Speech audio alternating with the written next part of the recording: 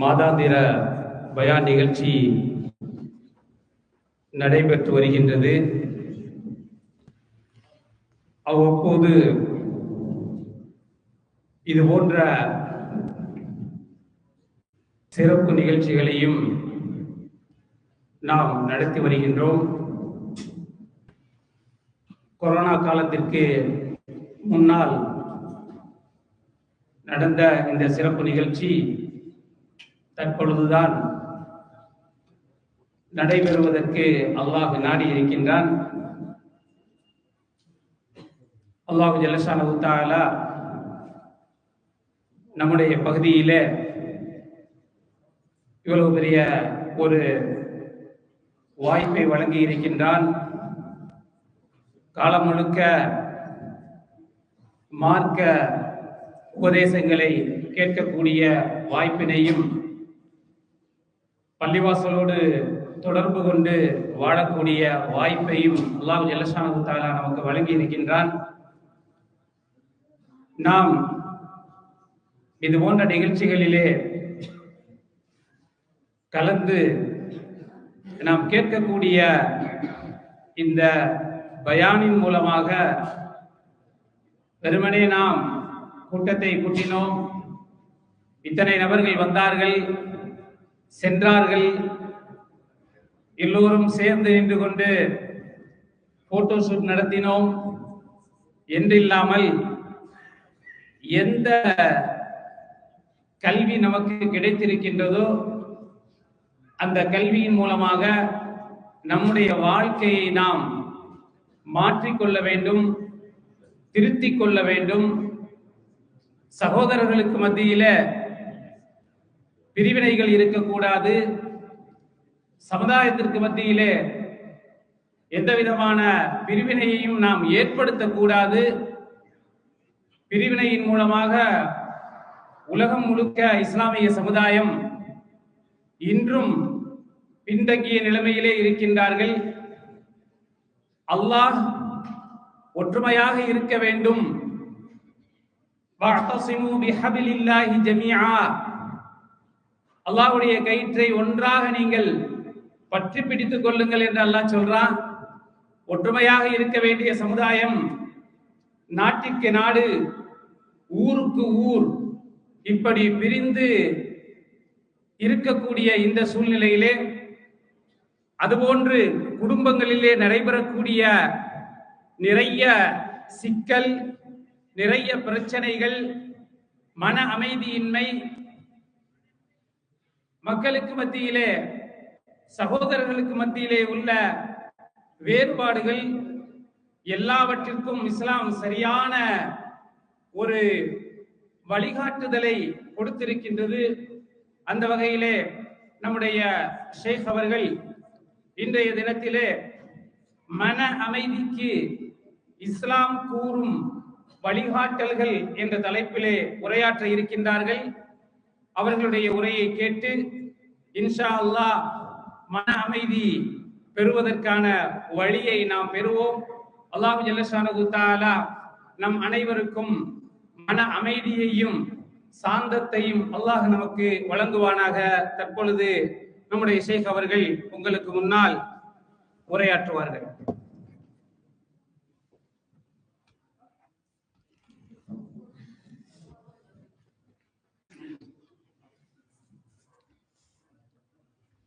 السلام عليكم ورحمة الله وبركاته. الحمد لله رب العالمين والعاقبة للمتقين والظالمين والصلاة والسلام على أشرف الأنبياء والمرسلين وعلى آله وأصحابه أجمعين. أما بعد، اللهم علمنا ما ينفعنا وانفعنا بما علمتنا وزدنا علما يا رب العالمين. கணியத்திற்குரிய பெரியோர்களே, சகோதர சகோதரிகளே, அல்லாஹுடைய பேரருளால் அவனுடைய மார்க்கத்தை அறிந்து கொள்வதற்காக அவனுடைய ஒரு மாளிகையிலே நாம் எல்லோரும் அமர்ந்திருக்கிறோம். அல்ஹம்துலில்லாஹ். இந்த அருமையான சந்தர்ப்பத்தில் மன அமைதிக்கு இஸ்லாம் கூறும் வழிகள் என்கிற தலைப்பில் சில முக்கியமான விஷயங்களை நினைவுபடுத்தலாம் நினைக்கிறேன். நாம் வாழக்கூடிய இந்த காலத்தில் எல்லாமே உச்சகட்ட வளர்ச்சி அடைந்திருக்கின்றன. மனிதன் இந்த உலகத்தை தன்னுடைய விரல்களுக்குள் கொண்டு வந்து விட்டார். அப்படியான வளர்ச்சியும் அபிவிருத்தியும் அடைந்திருந்தாலும் பெரும்பாலான மனிதர்கள் மன அழுத்தத்தோடும் நிம்மதி இல்லாத ஒரு நிலையிலும் இருந்து கொண்டிருப்பதை நாம் பார்க்கிறோம். நிறைய பேர் ஆளுக்கு ஆள் தெரியாமல் சைக்காட்ரிஸ்டுகளிடம் சென்று மருந்து மாத்திரைகள் சாப்பிட்டு கொண்டிருக்கிறார்கள். தூக்கமில்லாத பிரச்சனை நிறைய பேருக்கு இருக்கிறது. எந்த நேரமும் டென்ஷன், எந்த நேரமும் கவலை, பதட்டம் என்கிற பிரச்சனைகளை எதிர்நோக்கி கொண்டே இருக்கிறார். சிலர் மன நிம்மதியை இழந்திருக்கிறார்கள், காரணமே தெரியாமல். நிம்மதி இல்லை, ஆனால் எதனால் எனக்கு நிம்மதி இல்லாமல் போனது என்பது அவர்களுக்கு புரியவில்லை. எதிர்காலத்தை நினைத்து ஒரு பதட்டம், குழந்தைகளுடைய எதிர்காலத்தை நினைத்து ஒரு கவலை, நம்முடைய அடுத்த கட்டம் என்னமாக அமையும் என்கிற ஒரு டென்ஷன். இப்படியான ஒரு சூழ்நிலையிலே தான் நாம் எல்லோரும் வாழ்ந்து கொண்டிருக்கிறோம். இந்த பின்னணியில் சுமார் 25 வருடங்கள் இருக்கும் என்று நினைக்கின்றேன். அதற்கு முன்னர் இந்தியா டுடேயிலே ஒரு கவர் ஸ்டோரி எழுதியிருந்தார்கள், நிம்மதி என்ன விலை என்று. அந்த டைம்லே அவர்கள் இந்த மனித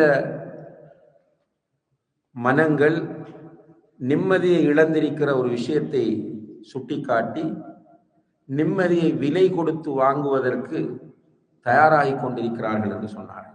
சுப்ஹானல்லாஹ், 25 வருடங்களுக்கு முன்னால் எழுதப்பட்ட அந்த கட்டுரையில் செயல் வடிவம் இன்று மிகப்பெரிய அளவில் இருக்கிறது. சைக்காலஜி, கவுன்சிலிங், இதுவெல்லாம் இன்று பரவலாக உள்ள சில துறைகளாக காணப்படுகின்றன. ஊருக்கெல்லாம் போனால் கவுன்சிலர்கள் நிறைய பேர் இருப்பார்கள். மக்களும் நிறைய அவர்களிடம் போய் வந்து கொண்டே இருக்கிறார்கள். எனக்கு கவுன்சிலிங் செய்யுங்கள், என்னுடைய மனைவிக்கு கவுன்சிலிங் செய்யுங்கள், என்னுடைய பிள்ளைகளுக்கு கவுன்சிலிங் செய்யுங்கள். இப்படி காசு கொடுத்து கவுன்சிலிங் கேட்கிறார்கள். நிம்மதியை தேடி உலகம் அலைந்து கொண்டிருக்கிறது. காசிலே நிம்மதி கிடைக்குமா என்று பணத்தை தேடி பார்க்கிறார்கள். பணம் கூட கூட நிம்மதி குறைந்து கொண்டுதான் வருகிறது. திருமணம் முடிக்காமல் இருக்கிறவர்கள் திருமணம் முடித்தால் நிம்மதி கிடைக்கும் என்று நினைத்து திருமணம் முடிக்கிறார்கள். இருந்ததை விட கூடுதலாக மன அழுத்தம் வருகிறது. இன்னும் சிலர் ஹலாலான வழிகளை விட்டு ஹராமான வழிகளில் நிம்மதியை தேடி போகிறார்கள். போதை வஸ்துக்கள் அல்லது வேறு ஏதாவது வழிகளில் நிம்மதி கிடைக்குமா என்று ஹராமான வழிகளில் தேடுகிறார்கள். இன்னும் சிலர் மார்க்கத்தை விட்டே போகிறார்கள் நிம்மதியை தேடி. ஷிர்கான காரியங்களிலே ஈடுபடுவது, அல்லாஹுக்கு பிடிக்காத மார்க்கத்திற்கு முரணான காரியங்களை நிம்மதி கிடைக்கும் என்கிற பெயரிலே செய்வது, இப்படியாக நிம்மதியை தேடி அலைந்து கொண்டிருக்கிறார்கள். உண்மையிலே இஸ்லாம் என்கிற மார்க்கத்தினுடைய நோக்கமே மனிதனுக்கு இம்மையிலும் மறுமையிலும் நிம்மதியை கொடுக்கும். நம்ம சொல்லுவோம், இஸ்லாத்தில் உள்ள மிக முக்கியமான ஒரு அம்சம் தான் சலாம். அஃப்சுஸ் ஸலாம பைனக்கும், உங்களுக்கு மத்தியில் சலாமை நீங்கள் பரப்புங்கள் என்று நபி ஸல்லல்லாஹு அலைஹி வஸல்லம் அவர்கள் சொன்னார். சலாம் என்றால் என்ன? அமைதி, சாந்தி, பாதுகாப்பு, நிம்மதி எல்லாமே இந்த சலாமுக்குள் இருக்கிறது. இதை வைத்து சில அறிஞர்கள் இஸ்லாம் என்பது சலாமில் இருந்து வந்தது, இஸ்லாம் என்றாலே சாந்தி மார்க்கம், அமைதி மார்க்கம் என்று சொல்வார்கள். அல்ஹம்துலில்லாஹ், அதுல டவுட்டே கிடையாது. இஸ்லாமிய மார்க்கம் மனிதனுக்கு நிம்மதியையும் அமைதியையும் கொடுக்கிற ஒரு மார்க்கம். அந்த வகையில் அல்ஹம்துலில்லாஹ் கொஞ்சமேனும் நம்மிடத்தில் ஈமானும் இஸ்லாமும் இருக்கிற காரணத்தினால்தான் நம்முடைய சமுதாயத்தில் தற்கொலை வீதம் மிக குறைவு, சூசைட் பண்ணுவது மிக மிக குறைவு, இல்லை என்று கூட சொல்லலாம். அதனால் அந்த ஈமானும் இஸ்லாமும் ஓரளவேனும் இருக்கிறது. ஒரு அளவு இருக்கிற போதே ஒரு விரக்தியின் மன அழுத்தத்தின் உச்சகட்டமாகிய தற்கொலைக்கு நம்ம போவதில்லை என்றால், இஸ்லாமை சரியாக புரிந்து நம்ம பின்பற்றினால் எப்போதும் நிம்மதியாக வாழலாம். நிம்மதியாக வாழ்வதற்கு பொருளாதாரம் முக்கியம் அல்ல. ஒரு வசதியான ஆடம்பரமான வீடும் வாகனமும் தேவையில்லை. நிம்மதி என்றால் என்ன என்றால், எல்லோரை பார்க்கிற போதும் உள்ளத்தால் அவர்களை பார்த்து புன்முறுவல் செய்கிற நிலை, நம்முடைய காரியங்களை நிதானமாக செய்யக்கூடிய சூழ்நிலை. நைட் தூங்க போனால் அல்லாஹும்ம பிஸ்மிகா அமூத்து வாஹியா அல்லது பிஸ்மிகா அல்லாஹும்ம அமூத்து வாஹியான்னு சொல்லி வலது கையில் கன்னத்தை வைத்து தூங்கினால் ரிலாக்ஸாக தூங்குவது. யாருடனும் சண்டைக்கு போவதில்லை. இதுதான் நிம்மதி. ஸ்ட்ரெஸ் என்றால் என்ன என்றால் மன அழுத்தம் என்று சொல்கிறோம். ஸ்ட்ரெஸ், டிப்ரெஷன், அன்சைட்டி, இப்படி பல பெயர்களை இப்ப உருவாக்கி ஒவ்வொரு கட்டமாக பிரித்து அதை தெளிவுபடுத்துகிறார்கள். இப்போ சில நேரங்கள்ல ஊர்ல நம்ம பார்க்கிற காட்சிகள், ஒரு சகோதரர் மஸ்ஜிதுக்கு வருவார், அவர் போனை சைலண்ட் மோட்ல போட மறந்து விடுவார். அவர் தொழுது கொண்டிருக்கும் போது போன் ரிங் பண்ணும். சில நேரங்கள்ல மகன் மாத்தி வச்சிருவார் ரிங்டோன மியூசிக்கா, இவருக்கு தெரியாது. ஆனால் சைலண்ட் மோடு போடல, தொழுது கொண்டிருக்கிறோம், ரிங் பண்ணது மியூசிக்.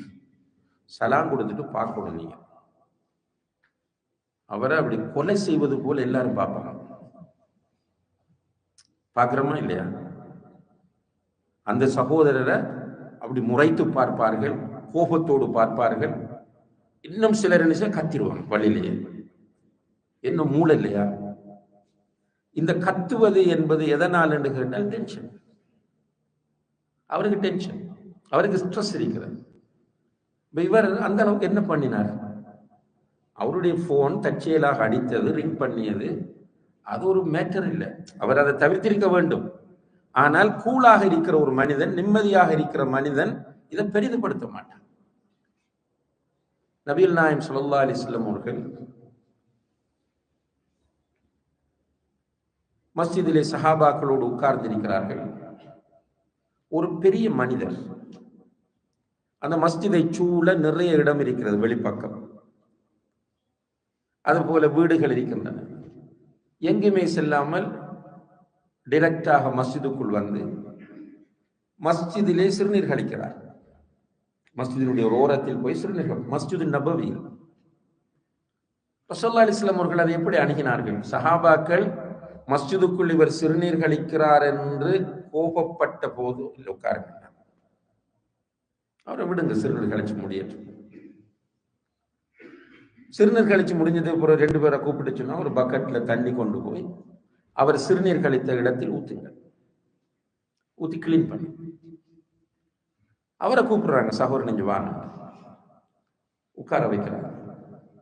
உட்கார வச்சோம்னாங்க, சகோதரன் இது மஸ்ஜித், அல்லாஹ்வுடைய வீடு, இதில் தொழுவது, திக்ரு செய்வது, குர்ஆன் ஓதுவது போன்ற காரியங்கள் தான் செய்ய வேண்டுமே தவிர இப்படி சிறுநீர் கழித்து அசிங்கப்படுத்தக்கூடாது என்று சொன்னதும் அந்த மனிதர் பிரமித்து போய்விட்டார். அவர் எதிர்பார்க்கவில்லை இப்படி ஒரு ஒரு ஒரு நடைமுறை. உடனே அவர் என்ன செய்கிறார் என்றால், தன்னுடைய 2 கைகளையும் வானத்தை நோக்கி உயர்த்தி, அல்லாஹும்ம அர்ஹம்னி வ முஹம்மதா வலா தர்ஹம் மஅனா அஹதா சொல்கிறார். யா அல்லாஹ், எனக்கு முஹம்மதுக்கு மட்டும் நீ இரக்கம் காட்டு, அன்பு காட்டு. ஸல்லல்லாஹு அலைஹி வஸல்லம், எங்களோடு சேர்த்து வேறு யாருக்கும் நீ அன்பு காட்டி விடாதே என்று சொல்கிறார். என்றால் மற்றவர்களை பார்த்தார், அவர்கள் அணுகிய முறையும் நபிகள் நாயகம் ஸல்லல்லாஹு அலைஹி வஸல்லம் அவர்கள் அணுகிய முறையும் வித்தியாசம். அதனால அப்படி துஆ செய்கிறார். ஸல்லல்லாஹு அலைஹி வஸல்லம் அப்பவும் சொன்னாங்க, லிம துஹஜ்ஜிரல் வாசிஅ, அல்லாஹுடைய விசாலமான அன்பு ஏன் அது நமக்கு மட்டும் கிடைக்க வேண்டும் என்று நீ நினைக்கிறாய்? எல்லோருக்காகவும் கேளுகிறார்கள். அப்ப இந்த இடத்தில் நபி ஸல்லல்லாஹு அலைஹி வஸல்லம் அவர்கள் கூலாக பிரச்சனையை அணுகுகிறார்கள். இப்ப நமக்கெல்லாம் ஃபுல் டென்ஷன். எந்த ஒரு பிரச்சனையை பாருங்க, கத்துறோம், கோபப்படுறோம், ஆத்திரப்படுறோம், ஒரு ஒரு சிவியரான மிக மோசமான ஒரு முடிவெடுக்கிறோம். ஒரு இளைஞர் வருகிறார், வாலிபர், நபி ஸல்லல்லாஹு அலைஹி வஸல்லம் அவர்களிடம் வந்து உட்கார்ந்து பக்கத்துல வாரார். சஹாபாக்கள் சூழ உட்கார்ந்துட்டு இருக்கிறாங்க. வந்து சொல்றார், யா ரசூலல்லாஹ் இத்ன் லீ ஃபி ஸினா. சுப்ஹானல்லாஹ், நான் விபச்சாரம் செய்ய வேண்டும், அனுமதி கொடுங்கள் என்று கேட்கிறார். என்ன பண்ணுவோம் நம்ம? நம்மளோட பையன் வந்து, பாப்பா நான் ஸ்மோக் பண்ண வேண்டும், சிகரெட் பிடிக்க வேண்டும் போல இருக்கு, பணம் கொடுங்கன்னு கேட்டா என்ன சொல்லுவேன்? இவர் வந்து என்ன கேட்கிறார்? சிகரெட் கேட்கல, மதுபானம் கேட்கல. யா ரசூலல்லாஹ், நான் விபச்சாரம் செய்ய வேண்டும், பெர்மிஷன் தாங்கன்னு கேட்கிறார். ரசூலுல்லாஹி அலைஹி வஸல்லம் முகம் சிவந்து கோவப்பட்டு பிடிச்சு அடிங்க, கட்டி போடுங்க, என்ன குழந்தை வளர்த்திருக்கீங்கன்னு சத்தம் போடல. ரசூலுல்லாஹி அலைஹி வஸல்லம் கூலா கேட்டாங்க. அப்படி உட்கார்ந்து, உன்னுடைய தாயோடு யாராவது விபச்சாரம் செய்ய வந்தால் உன்னுடைய ரியாக்ஷன் எப்படி இருக்கும்? உன்னுடைய தாயோடு யாராவது வந்து விபச்சாரம் செய்வதை நீ பார்த்தால் உன்னுடைய ரியாக்ஷன் எப்படி இருக்கும்?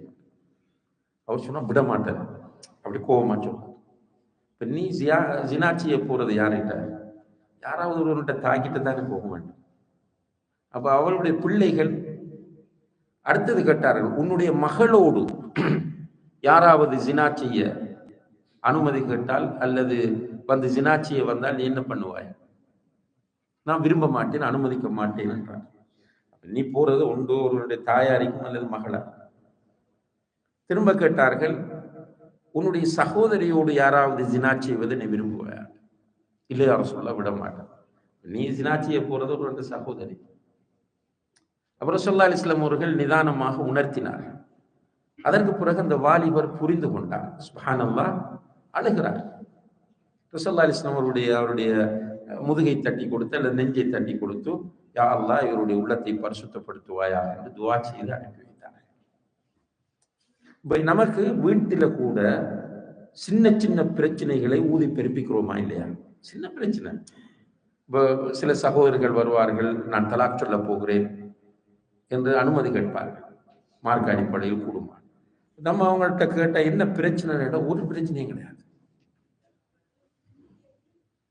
இவர் சில நேரம் போன் பண்ணினா உடனே ஆன்சர் பண்றதில்ல, அல்லது வீட்டில் நேரத்துக்கு சமைத்து கொடுப்பதில்லை, அல்லது உரிய நேரத்துக்கு டீ கொடுப்பதில்லை, அல்லது இவருடைய தாயை பற்றி ஏதோ தப்பா பேசிவிட்டார், சகோதரியோடு சிரித்து பேசவில்லை.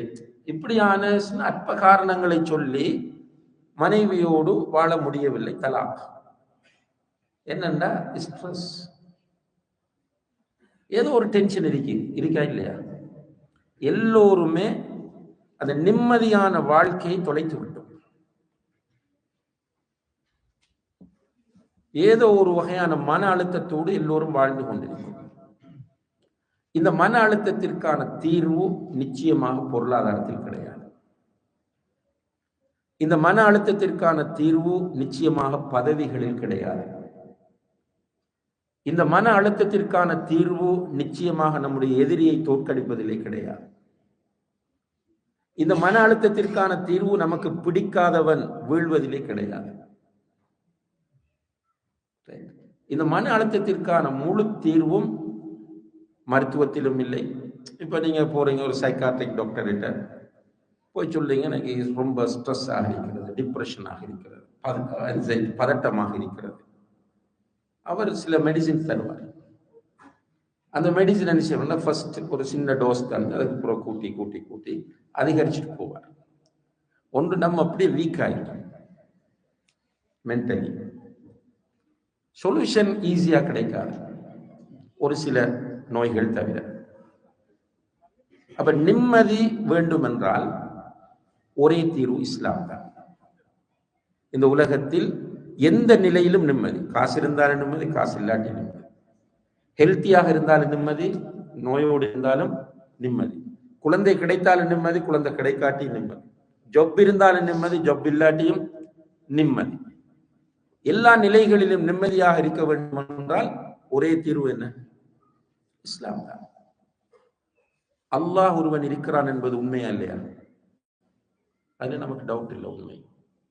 குர்ஆன் அல்லாஹுடைய கலாம் என்பதில் நமக்கு டவுட் இருக்கா? இல்லை.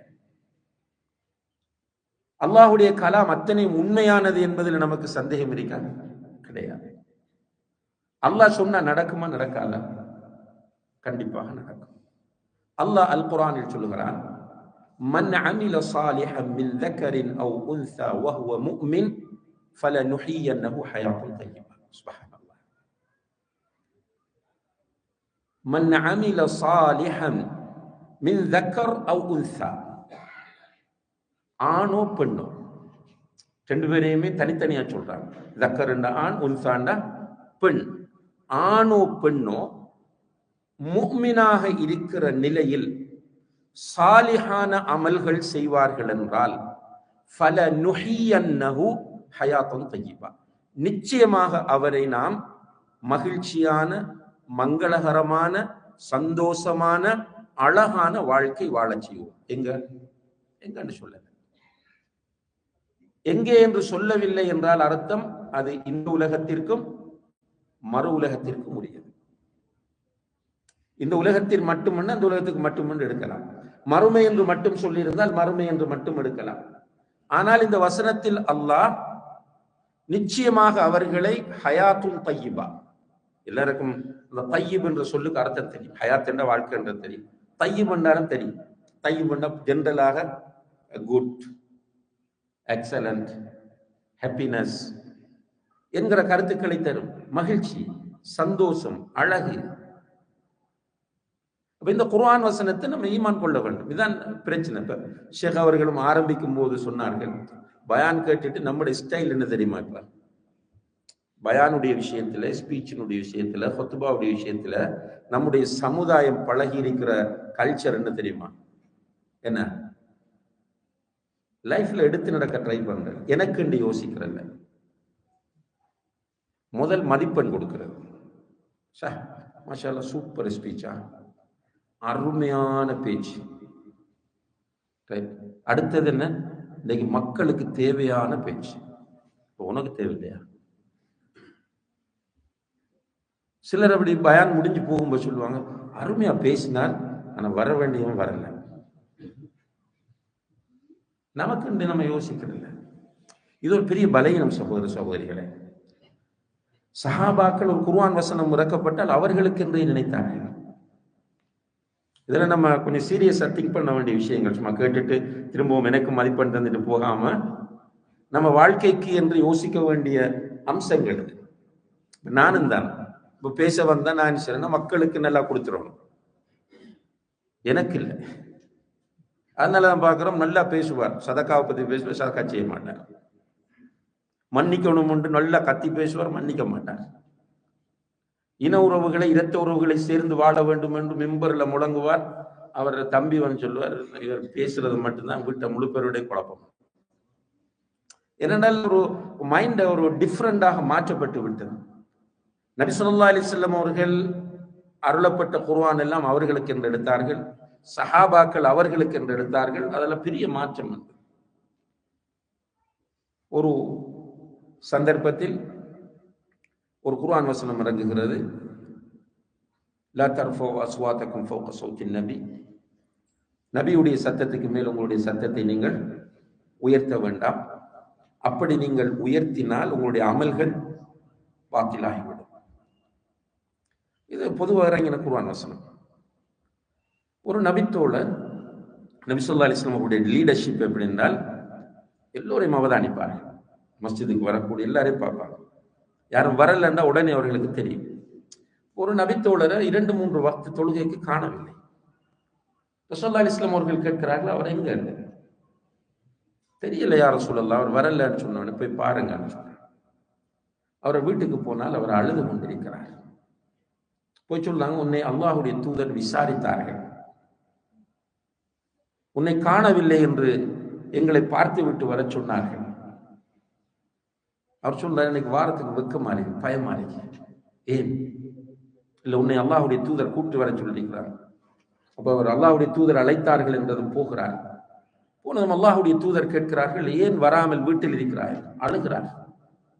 அழுது கொண்டு சொல்கிறார், யா ரசூலல்லாஹ், என்னுடைய சத்தம் வால்யூம் அதிகமானது, நான் எப்ப பேசும்போதும் சத்தம் அதிகமா இருக்கு. அல்லாஹ் சொல்லுகிறான், நபியுடைய சத்தத்துக்கு மேல் உங்களுடைய சத்தத்தை உயர்த்த வேண்டாம், அந்த உங்களுடைய அமல்கள் வீணாகிவிடும் என்று அல்லாஹ் சொல்கிறார். யா ரசூலல்லாஹ், இந்த குர்ஆன் வசனம் எனக்குத்தான் அருளப்பட்டது. யா ரசூலல்லாஹ், நான் தான் உங்களுடைய சத்தத்திற்கு மேல் சத்தத்தை உயர்த்துகிறேன். அன்புள்ள சகோதர சகோதரிகளே, இந்த மனிதர்கள் எங்கே? இந்த மூமின்கள் எங்கே? எல்லாருக்கும் குர்ஆன் வசனம், வைஃப் உட்கார வச்சு குர்ஆன் வசனம் ஹதீஸ் எல்லாம் சொல்றது. மற்ற மனைவி என்ன சொல்றா, ஹஸ்பண்டுக்கு குர்ஆன் ஹதீஸ சொல்றது. நமக்கு இல்லை. அதான் அல்லாஹு தஆலா குர்ஆன்ல வைலுல் லில் முத்தஃபிஃபீன், அளவை நிறுவைகளில் மோசடி செய்கிறவர்களுக்கு கேடுதான் என்கிற அந்த வசனத்திற்கு உலமாக்கள் விளக்கம் சொல்லும் போது, பொருட்களை அளந்து நிறுப்பது கொடுப்பது மட்டுமல்ல, லைஃப்டைய விஷயத்திலும் இது பொருந்தும் என்கிறார். அவர் என்னை பார்த்து சிரிக்க வேண்டும் என்றால் நானும் அவரை பார்த்து சிரிக்க வேண்டும். அவர் எனக்கு உதவி செய்ய வேண்டும் என்று நான் நினைத்தால் நானும் அவருக்கு உதவி செய்ய வேண்டும். என்னுடைய பக்கத்து வீட்டில் இருக்கிற அவர் என்னை டிஸ்டர்ப் பண்ணக்கூடாது என்று நான் நினைத்தால் நானும் டிஸ்டர்ப் பண்ணக்கூடாது. இதுதான் இஸ்லாம் விரும்புகிற முஃமின்கள், இஸ்லாம் உருவாக்க விரும்புகிற மனிதர்கள். இதுக்கு தான் பயான் பண்ண சொன்னது. மார்க்ஸ் போடுறதுக்கு இல்லை, மதிப்பெண் கொடுக்கறதுக்கு இல்லை. வந்து உட்கார்ந்துட்டு நல்ல பயான் நல்லா கொடுத்தார் மௌலவி அவருக்கு என்று அவருக்கு யோசிப்பதற்காக உங்களை வர சொல்லவில்லை. எனக்கு என்ன கிடைக்கிறது இதிலே? இந்த அடிப்படையில் தான் இந்த குர்ஆன் வசனம் சூரத்து நஹ்லிலே அல்லாஹு தஆலா சொல்லக்கூடிய, மன் அமில ஸாலிஹன் மின் ذكرின் அவ் உன்ஸா வஹுவ முஃமின் ஃபலனுஹியன்னஹு ஹயாத்தன் தய்யிபா. யார் முஃமினாக இருக்கிற நிலையில் சாலிஹான அமல்களை செய்கிறார், அவர் ஆணாக இருந்தாலும் சரி பெண்ணாக இருந்தாலும் சரி, நிச்சயமாக அவரை எப்படி வாழச் செய்வோம்? மகிழ்ச்சியாக வாழச் செய்வோம், நிம்மதியாக வாழச் செய்வோம், அழகான வாழ்க்கை வாழச் செய்வோம். யார் சொன்னது? யாரு? அல்லாஹ். நடக்குமா நடக்காதா? நடக்கும். அப்ப நமக்கு நிம்மதி இல்லை என்றால் பிரச்சனைங்க. நம்முடைய ஈமான்ல பிரச்சனை இருக்கு, நம்முடைய அமல் சாலிஹாத்துல பிரச்சனை இருக்கு, அவ்வளவுதான். என் வைஃபால் எனக்கு ஸ்ட்ரெஸ் என்று சொல்லாதீர்கள், என்னுடைய ஹஸ்பண்டால் எனக்கு ஸ்ட்ரெஸ் என்று சொல்லாதீர்கள், என்னுடைய ஜொப்பால் எனக்கு ஸ்ட்ரெஸ் என்று சொல்லாதீர்கள், என்னுடைய குழந்தையால் எனக்கு ஸ்ட்ரெஸ் என்று சொல்லாதீர்கள், என்னுடைய நண்பர்களால் ஸ்ட்ரெஸ் என்று பொய். அது ஸ்ட்ரெஸ் உங்களால தான் உங்களுக்கு ஸ்ட்ரெஸ், என்னாலதான் எனக்கு ஸ்ட்ரெஸ். ஈமான் வந்தால் ஸ்ட்ரெஸ் போய்விடும். நமக்கு ஈமான் என்றால் என்னன்னு தெரியாது. அல்ஹம்துலில்லாஹ், நீங்கள் தொடர்ச்சியாக பயான்களிலும் கிளாஸ்களிலும் இருப்பதால ஓரளவு தெரிந்திருக்கும். பெரும்பாலான மக்களிடம் ஈமான் என்ற என்னன்னு கேட்டு பாருங்க, என்ன சொல்லுவாங்க? நம்பிக்கை, விசுவாசம், ஹலாஸ். சில சகோதரர்களிடம் நான் வல்லாஹி கேட்டிருக்கிறேன், அர்கானுல் ஈமான், உசூலுல் ஈமானை சொல்லுங்க என்று தெரியாது. நம்முடைய சமுதாயத்தில் பெரும்பாலானவர்களுடைய நிலை இது.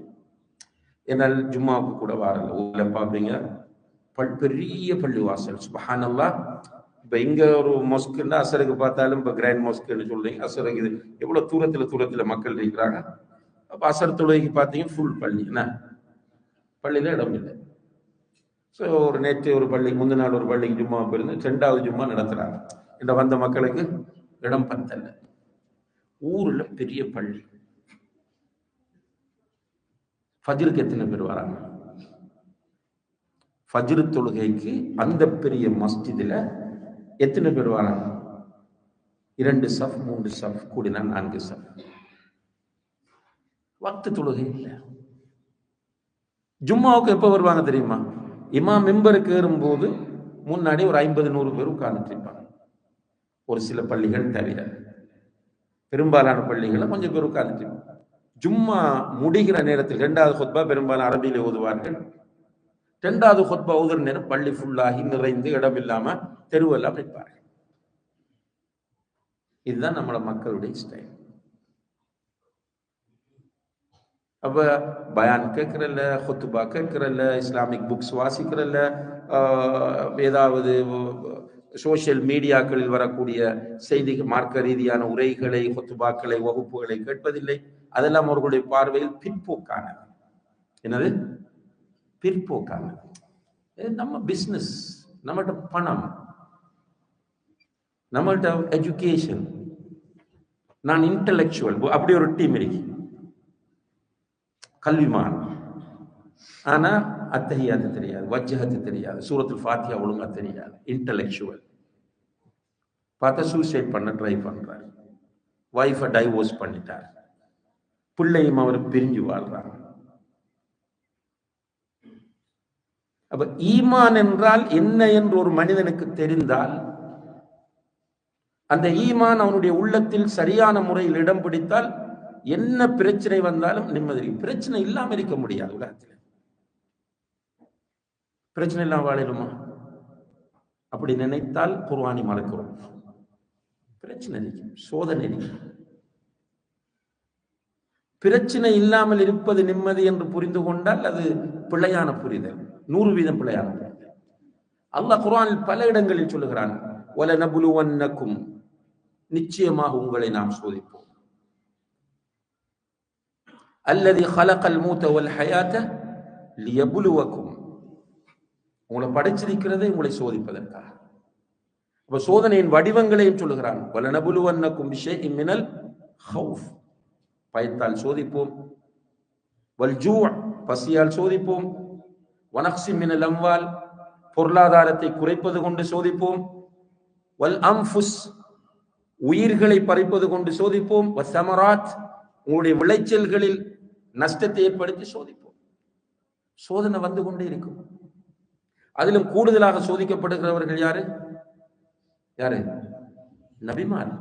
அஷத்துன் நாஸி பலாஅன் அல் அன்பியா, அதிகமாக சோதிக்கப்படுகிறவர்கள் நபிமார்கள். சும்மல் அம்ஸலு ஃபல் அம்ஸல், சுப்ஹானல்லாஹ். அதுக்கு அடுத்த நிலையில் மார்க்கத்தில் யார் உறுதியாக இருக்கிறார்களோ அவர்கள் சோதிக்கப்படுவார்கள். சோதனை பிரச்சனை இருந்து கொண்டே இருக்கும். நபி ஸல்லல்லாஹு அலைஹி வஸல்லம் அவர்கள் நபியாக வருவதற்கு முன்னால் சில நேரங்கள் பிரச்சனைகள் அவர்களுக்கு குறையும் என்று சொல்லலாம். சோதனைகள் குறையும். எப்போது அவர்களுக்கு இக்ரா பிஸ்மி ரப்பிக்கல்லதி ஹலக் என்று இறங்கியதோ, எப்போது அவர்கள் சஃபா மலையில் வந்து ஏறி நின்று மக்களை அழைத்து இந்த தௌஹீதை சொன்னார்களோ, இந்த தீனை சொன்னார்களோ, அப்போதிருந்து அவர்களுக்கு சுப்ஹானல்லாஹ் வலதும் இடதும் முன்னாலும் பின்னாலும் பிரச்சனைகளும் சோதனைகளும் சூழ்ந்து கொண்டே இருந்தன. மக்காவில் அவர்களை நிம்மதியாக இருக்க விடவே இல்லை. அல் அமீன் அஸ் சாதிக் என்று வாய்களால் மனதார கூறியவர்கள். நபி ஸல்லல்லாஹு அலைஹி வஸல்லம் அவர்களை ஷாயிர் என்றார்கள், கவிஞன், சாஹிர் சூனியக்காரன், மஜ்னூன் பைத்தியகாரன் என்றார்கள். சுப்ஹானல்லாஹ். அந்த சமூகத்தில் அல் மலஉல் அலா என்கிற ஒரு நிலை இருந்தது. அதாவது வைஸ் பீப்பிள், அந்த மூத்தவர்கள், அவங்களுக்கு தான் எப்பவும் மதிப்பு அந்த சமூகத்தில். அதற்குள் இந்த வாலிபரை கொண்டு வந்து முன்னிலைப்படுத்துவார். அந்த அளவுக்கு இடம் கொடுத்தார்கள் நபிகள் நாயகம் ஸல்லல்லாஹு அலைஹி வஸல்லம் அவர்கள்.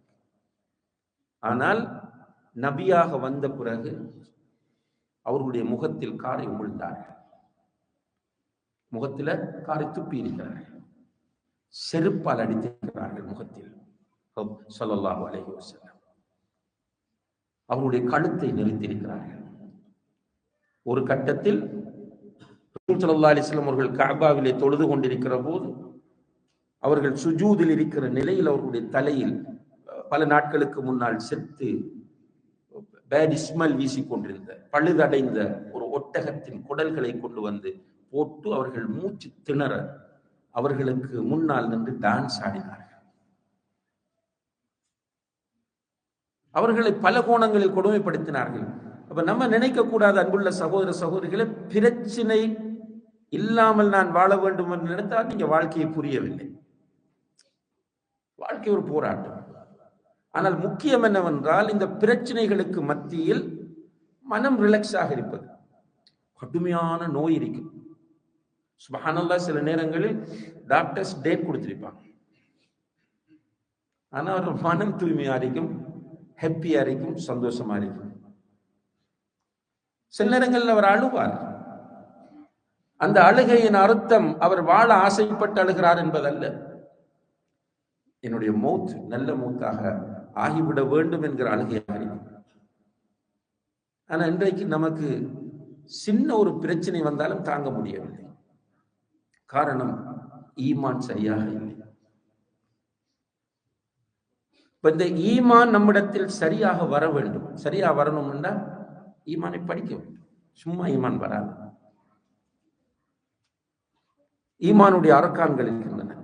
அல் ஈமானு பில்லாஹி மலாயிகத்தி வ குதுபிஹி வ ருசுலிஹி வல் யௌமில் ஆஹிர் வல் கத்ரி கைரிஹி வ ஷர்ரிஹி. இந்த 6ம் ஈமானுடைய அடிப்படைகள், அரக்கான்கள். அன்புள்ள சகோதர சகோதரர்களே, ஈமானுடைய 6வது அடிப்படையாக சொல்லப்படக்கூடிய அல் ஈமானு பில் கதாஇ வல் கதர். கலா கதிரை நம்புறது. யாருக்கு தெரியும்? கலா கதிரில் யாராவது ஒரு கேள்வி கேட்பாங்க, அப்போ மட்டும் வந்து ஒரு மௌலவிட்ட விட கேட்போம். இப்போ நம்ம பாவம் செய்யறதும் கலா கதிர் அடிப்படையில் தானே. நம்ம பாவம் செய்யறதும் கலா கதிர் அடிப்படை. அப்போ ஏன் நல்லா குற்றம் பிடிக்கணும்? இந்த கேள்வி மட்டும் யாராவது கேட்டால் விட தேடுவோம். கலா கதிருடைய மரத்தபாக்கள் என்ன, அதனுடைய படித்தரங்கள் என்ன, கலா கதிர்ண்டா என்ன, எதுவும் தெரியாது. உண்மையிலேயே அல்லாஹுவை பற்றி ஒரு மனிதன் சரியாக புரிந்து கொண்டால் no tension, no stress, no depression, no anxiety. எவ்வளவு சோதனைகளுக்கும் பிரச்சனைகளுக்கும் மத்தியில் அல்லாஹுடைய உதவியால் நிம்மதியாக வாழலாம். அவர்கிட்ட என்ன வரும் என்றால் லா ஹவுல வலா குவத்த இல்லா பில்லாஹ், இன்னா லில்லாஹி வ இன்னா இலைஹி ராஜிஊன், அல்லாஹும்ம அஜுர்னி ஃபி முஸீபத்தி வ அக்லிஃப் லி கைரன் மின்ஹா, ஹஸ்புனல்லாஹு வ நிஅமல் வக்கீல். இதுதான் அவருடைய வாயிலிருந்து வர. நிம்மதியா போய் தூங்கிடுவார். அல்லாஹ் கிட்ட பொறுப்பை ஒப்படைச்சிருவார். அல்ஹம்துலில்லாஹ். நமக்கு இந்த உலகத்தில் எது நடந்தாலும் அது முன்கூட்டி எழுதப்பட்டது என்பது மூமின்களுடைய நிலைப்பாடு. லன் யுஸீபனா இல்லா மா கதபல்லாஹு லனா. அல்லாஹ் எங்களுக்கு எழுதியதை தவிர வேறு எதுவும் எங்களை தீண்டாது, நெருங்காது, எங்களுக்கு நடக்காது. இது குர்ஆன். லன் யுஸீபனா இல்லா மா கதபல்லாஹு லனா. நான் இன்று பிரான்சிலே இந்த இடத்திலே பேச வேண்டும் என்று எழுதப்பட்டது. அதனால் தான் நான் வந்து பேசுறேன். இதுக்கு பிறகு நான் எப்படி செயற்பட வேண்டும் என்பது எழுதப்பட்டிருக்கிறது. அப்படித்தான் நான் செயற்படுவேன். சில விஷயங்கள் இருக்கின்றன. இந்த ஈமானை புரிந்து கொண்டால் அல்ஹம்துலில்லாஹ் நிம்மதி. சிலர் வந்து இப்போ பைக்கில் 200-250 ஸ்பீட்ல போறாங்க. நம்ம என்ன சொல்லுவோம்? எடுத்த உடனே சாகரத்துக்கு போறான்னு என்ன சொல்லுவோம்? இல்லை, சாக மாட்டாங்க. 200-300 ஸ்பீட்ல அவன் ஒரு பெரிய பைக் ஓடினா கூட அவன் சாக மாட்டான். எப்ப சாகுவான்? அவனுக்கு எழுதப்பட்ட தினத்தில் தான் சாகுவான். ஆனால் அப்படி ஓடுவது ஹராம். ஓடினத்தாலே சாவு இல்லை. சாவு எழுதப்பட்டது, மரணம் எழுதப்பட்டது. ஆனால் அப்படி ஓடுறது ஹராம். இன்னும் நம்ம புரிஞ்சு கொள்றதுக்காக சொல்றோம். அன்புள்ள சகோதர சொல், நம்மளை டென்ஷன் ஆக்குற ஒன்றுதான் பொருளாதாரம். இந்த பொருளாதாரம் என்பது உங்களுடைய திறமையால், நீங்கள் கஷ்டப்பட்டு உழைப்பதால் வருவதல்ல. அப்படி இருந்தால் நம்மளோட ஊர்ல சிலர் வந்து கூலி தொழில் இரவு பகலா செய்யறாங்க, கஷ்டப்படுறான் ரொம்ப. அவன் நம்மளை விட பணக்காரன் அடிக்கும். பொருளாதாரம் என்பது நம்முடைய ஈமான். நான் சொல்றது நம்முடைய ஈமான். ஒருவர் தன்னுடைய தாயின் வயிற்றில் 40 நாட்கள் இஸ்பமாக இருப்பார். அடுத்த 40 நாட்கள் ஒரு அட்டை வடிவில் அவருடைய நிலை மாறும். அடுத்த 40 நாட்கள் சதை அவருடைய அந்த வடிவமாக அது மாறும். அடுத்த 40 நாட்களில் 4வது 40, அப்ப எத்தனை மாசம்? 4 மாதம். 120 நாள் உயிர் ஊதப்படும். 120 நாட்களுக்கு பிறகு வயிற்றில் இருக்கிற சிசுவுக்கு உயிர் ஊதப்படும். உயிர் ஊதப்படும் போது அவருடைய அஜலும் ரிஸ்கும் எழுதப்படும். நம்புறோமா? படிக்கிறோம். படிக்கிறது வேற, கேட்கிறது வேற, நம்புவது வேற. நீங்கள் ஒவ்வொருவரும் உங்களிடம் கேட்க வேண்டும், இதை நான் உண்மையாக நம்புகிறேன். உங்களுக்கு முன்னால் பஷீர் மௌலியும் நானும் உட்கார்ந்துட்டு இருக்கிறோம். டவுட் இருக்கா உங்களுக்கு? இல்லை, ஒருவர் இல்லைன்னு சொன்னா ஒன்று சொல்லுவோம், கண் தெரியாதுன்னு சொல்லுவோம். அவங்க முன்னாடி யாரும் இல்லைன்னு சொன்னா என்ன சொல்லுவோம்? உனக்கு கண் தெரியாதுன்னு சொல்லுவோம். தெளிவா தெரியுது, 2 பேரும் உட்கார்ந்துட்டு. இதை விட தெளிவான ஒரு விஷயம்தான் குர்ஆனிலும் சுன்னாவிலும், சஹீஹான சுன்னாவிலும் சொல்லப்படுவது 100% உண்மை. அல்லாஹ்வுடைய தூதர் சொல்லுகிறார்கள், நீ உன்னுடைய தாயின் வயிற்றில் இருக்கும் போது உனக்குரிய ரிஸ்க் எழுதப்பட்டு விட்டது, உனக்குரிய அஜலும் எழுதப்பட்டு விட்டது. இன்னும் ஒரு ஹதீஸ் சொல்லுது, லன் தமூத நஃப்ஸுன் ஹத்தா தஸ்தக்மில ரிஸ்கஹா. எந்த ஒரு உயிரும், எந்த ஒரு மனிதனும் அவனுக்கென்று எழுதப்பட்ட ரிஸ்கை இந்த உலகத்தில் பூரணமாக பெறாமல் அவன் மரணிக்கவே மாட்டான். அப்ப நமக்கு எழுதப்பட்ட ரிஸ்க் நமக்கு கிடைக்குமா இல்லையா? கிடைக்கும். நீங்க வீட்டில் தொழில் செய்யாமல் நிம்மதியாக உங்களோட வீட்டில் ஒரு கார்டன், ஒரு சேரை போட்டு உட்கார்ந்துட்டு இருந்தாலும் உங்களுக்கு எழுதப்பட்ட ரிஸ்க் வரும். நீங்க ஒரு கோடீஸ்வரனாக வேண்டும் என்று ஆகுவீர்கள். இதுதான் ஈமான்.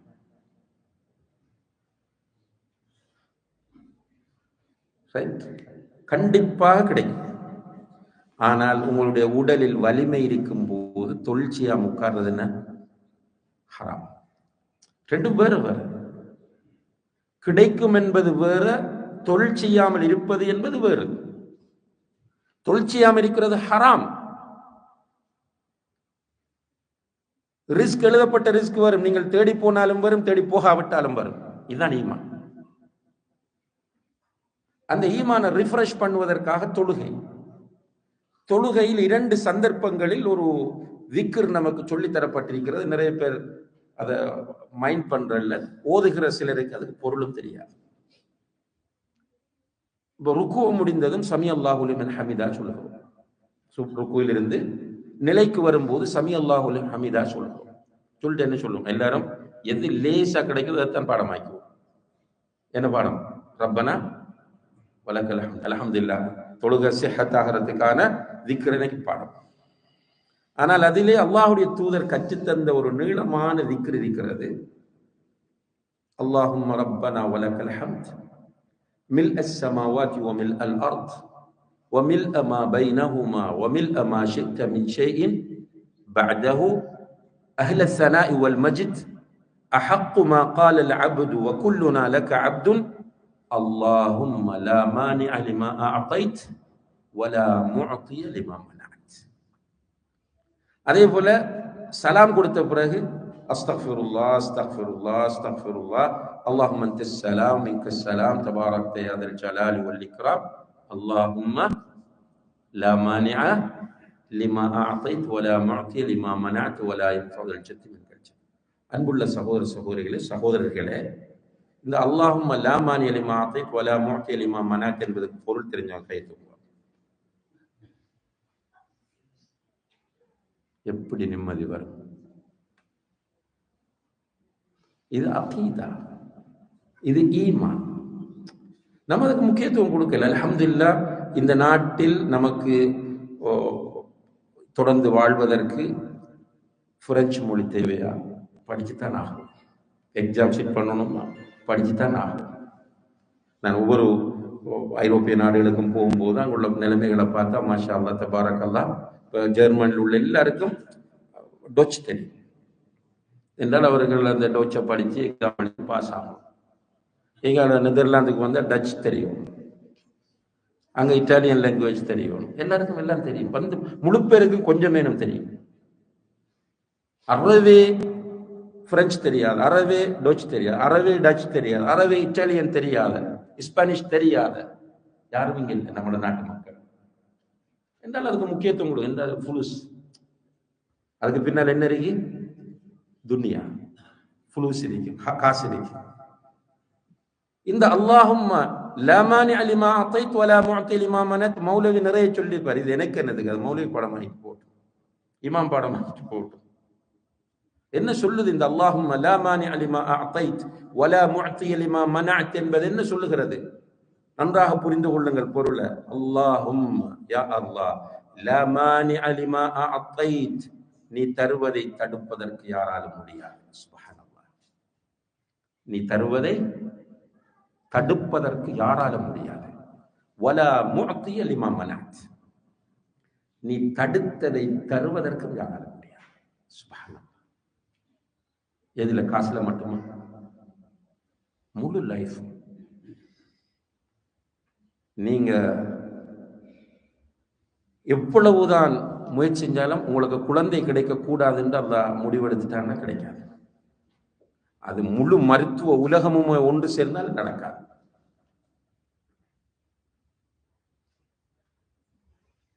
அது போலதான் ஆரோக்கியம், பொருளாதாரம், கல்வி.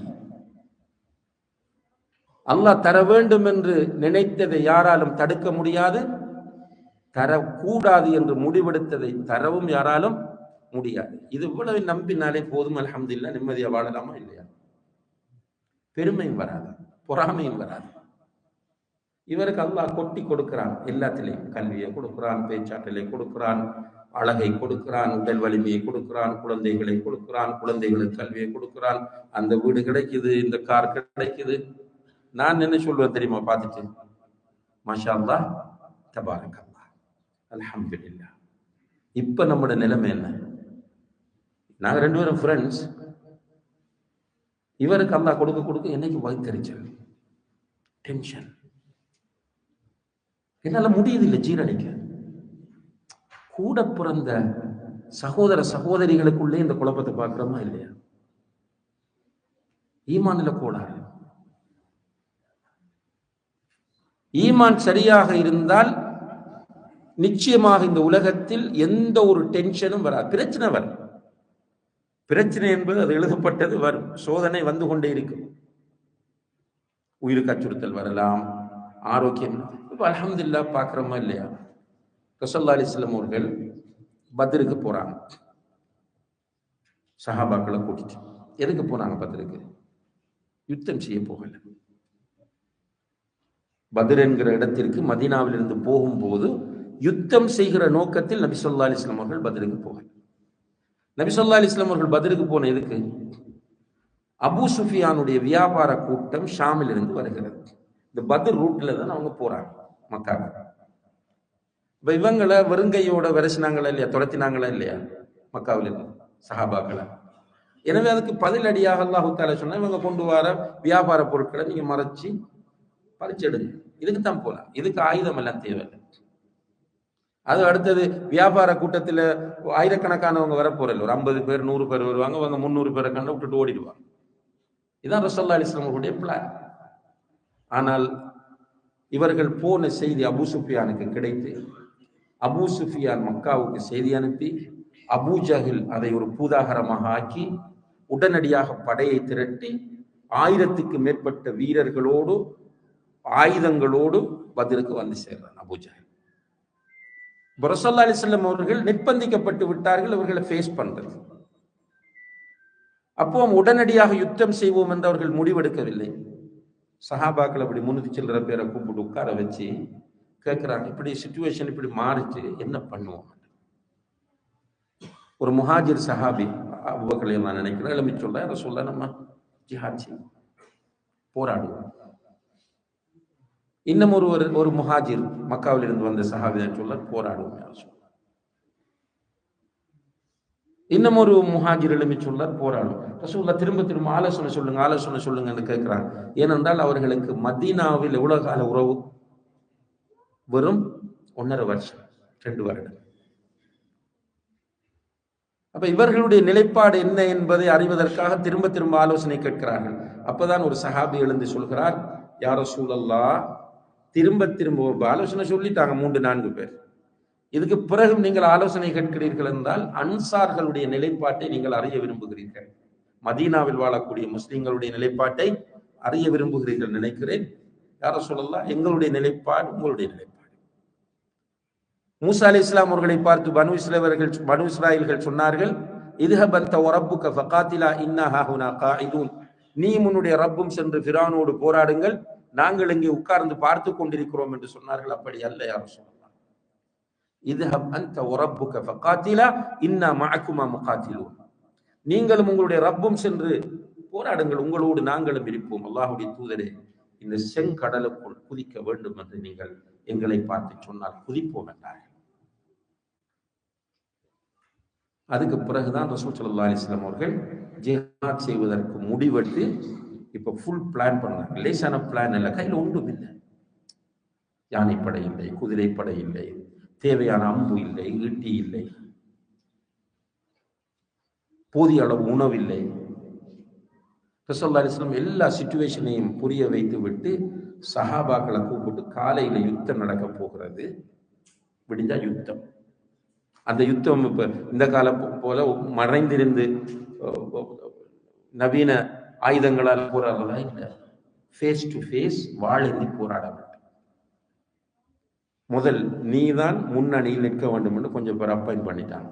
காலையில் எழுந்தோடனே பெட்டில் ஃபீல்டு யுத்த களத்திற்கு நீங்கள் வந்தால் முன் வரிசையில் நீங்கள் நிற்க வேண்டும். இன்னார் இன்னார், அடுத்தது இன்னார் நிற்க வேண்டும், இது நடந்தால் அது நடக்கும். ஃபுல் ஐடியா கொடுத்துட்டு இப்போ போய் தூங்க சொன்னாங்க. இதுதான் பாயிண்ட்.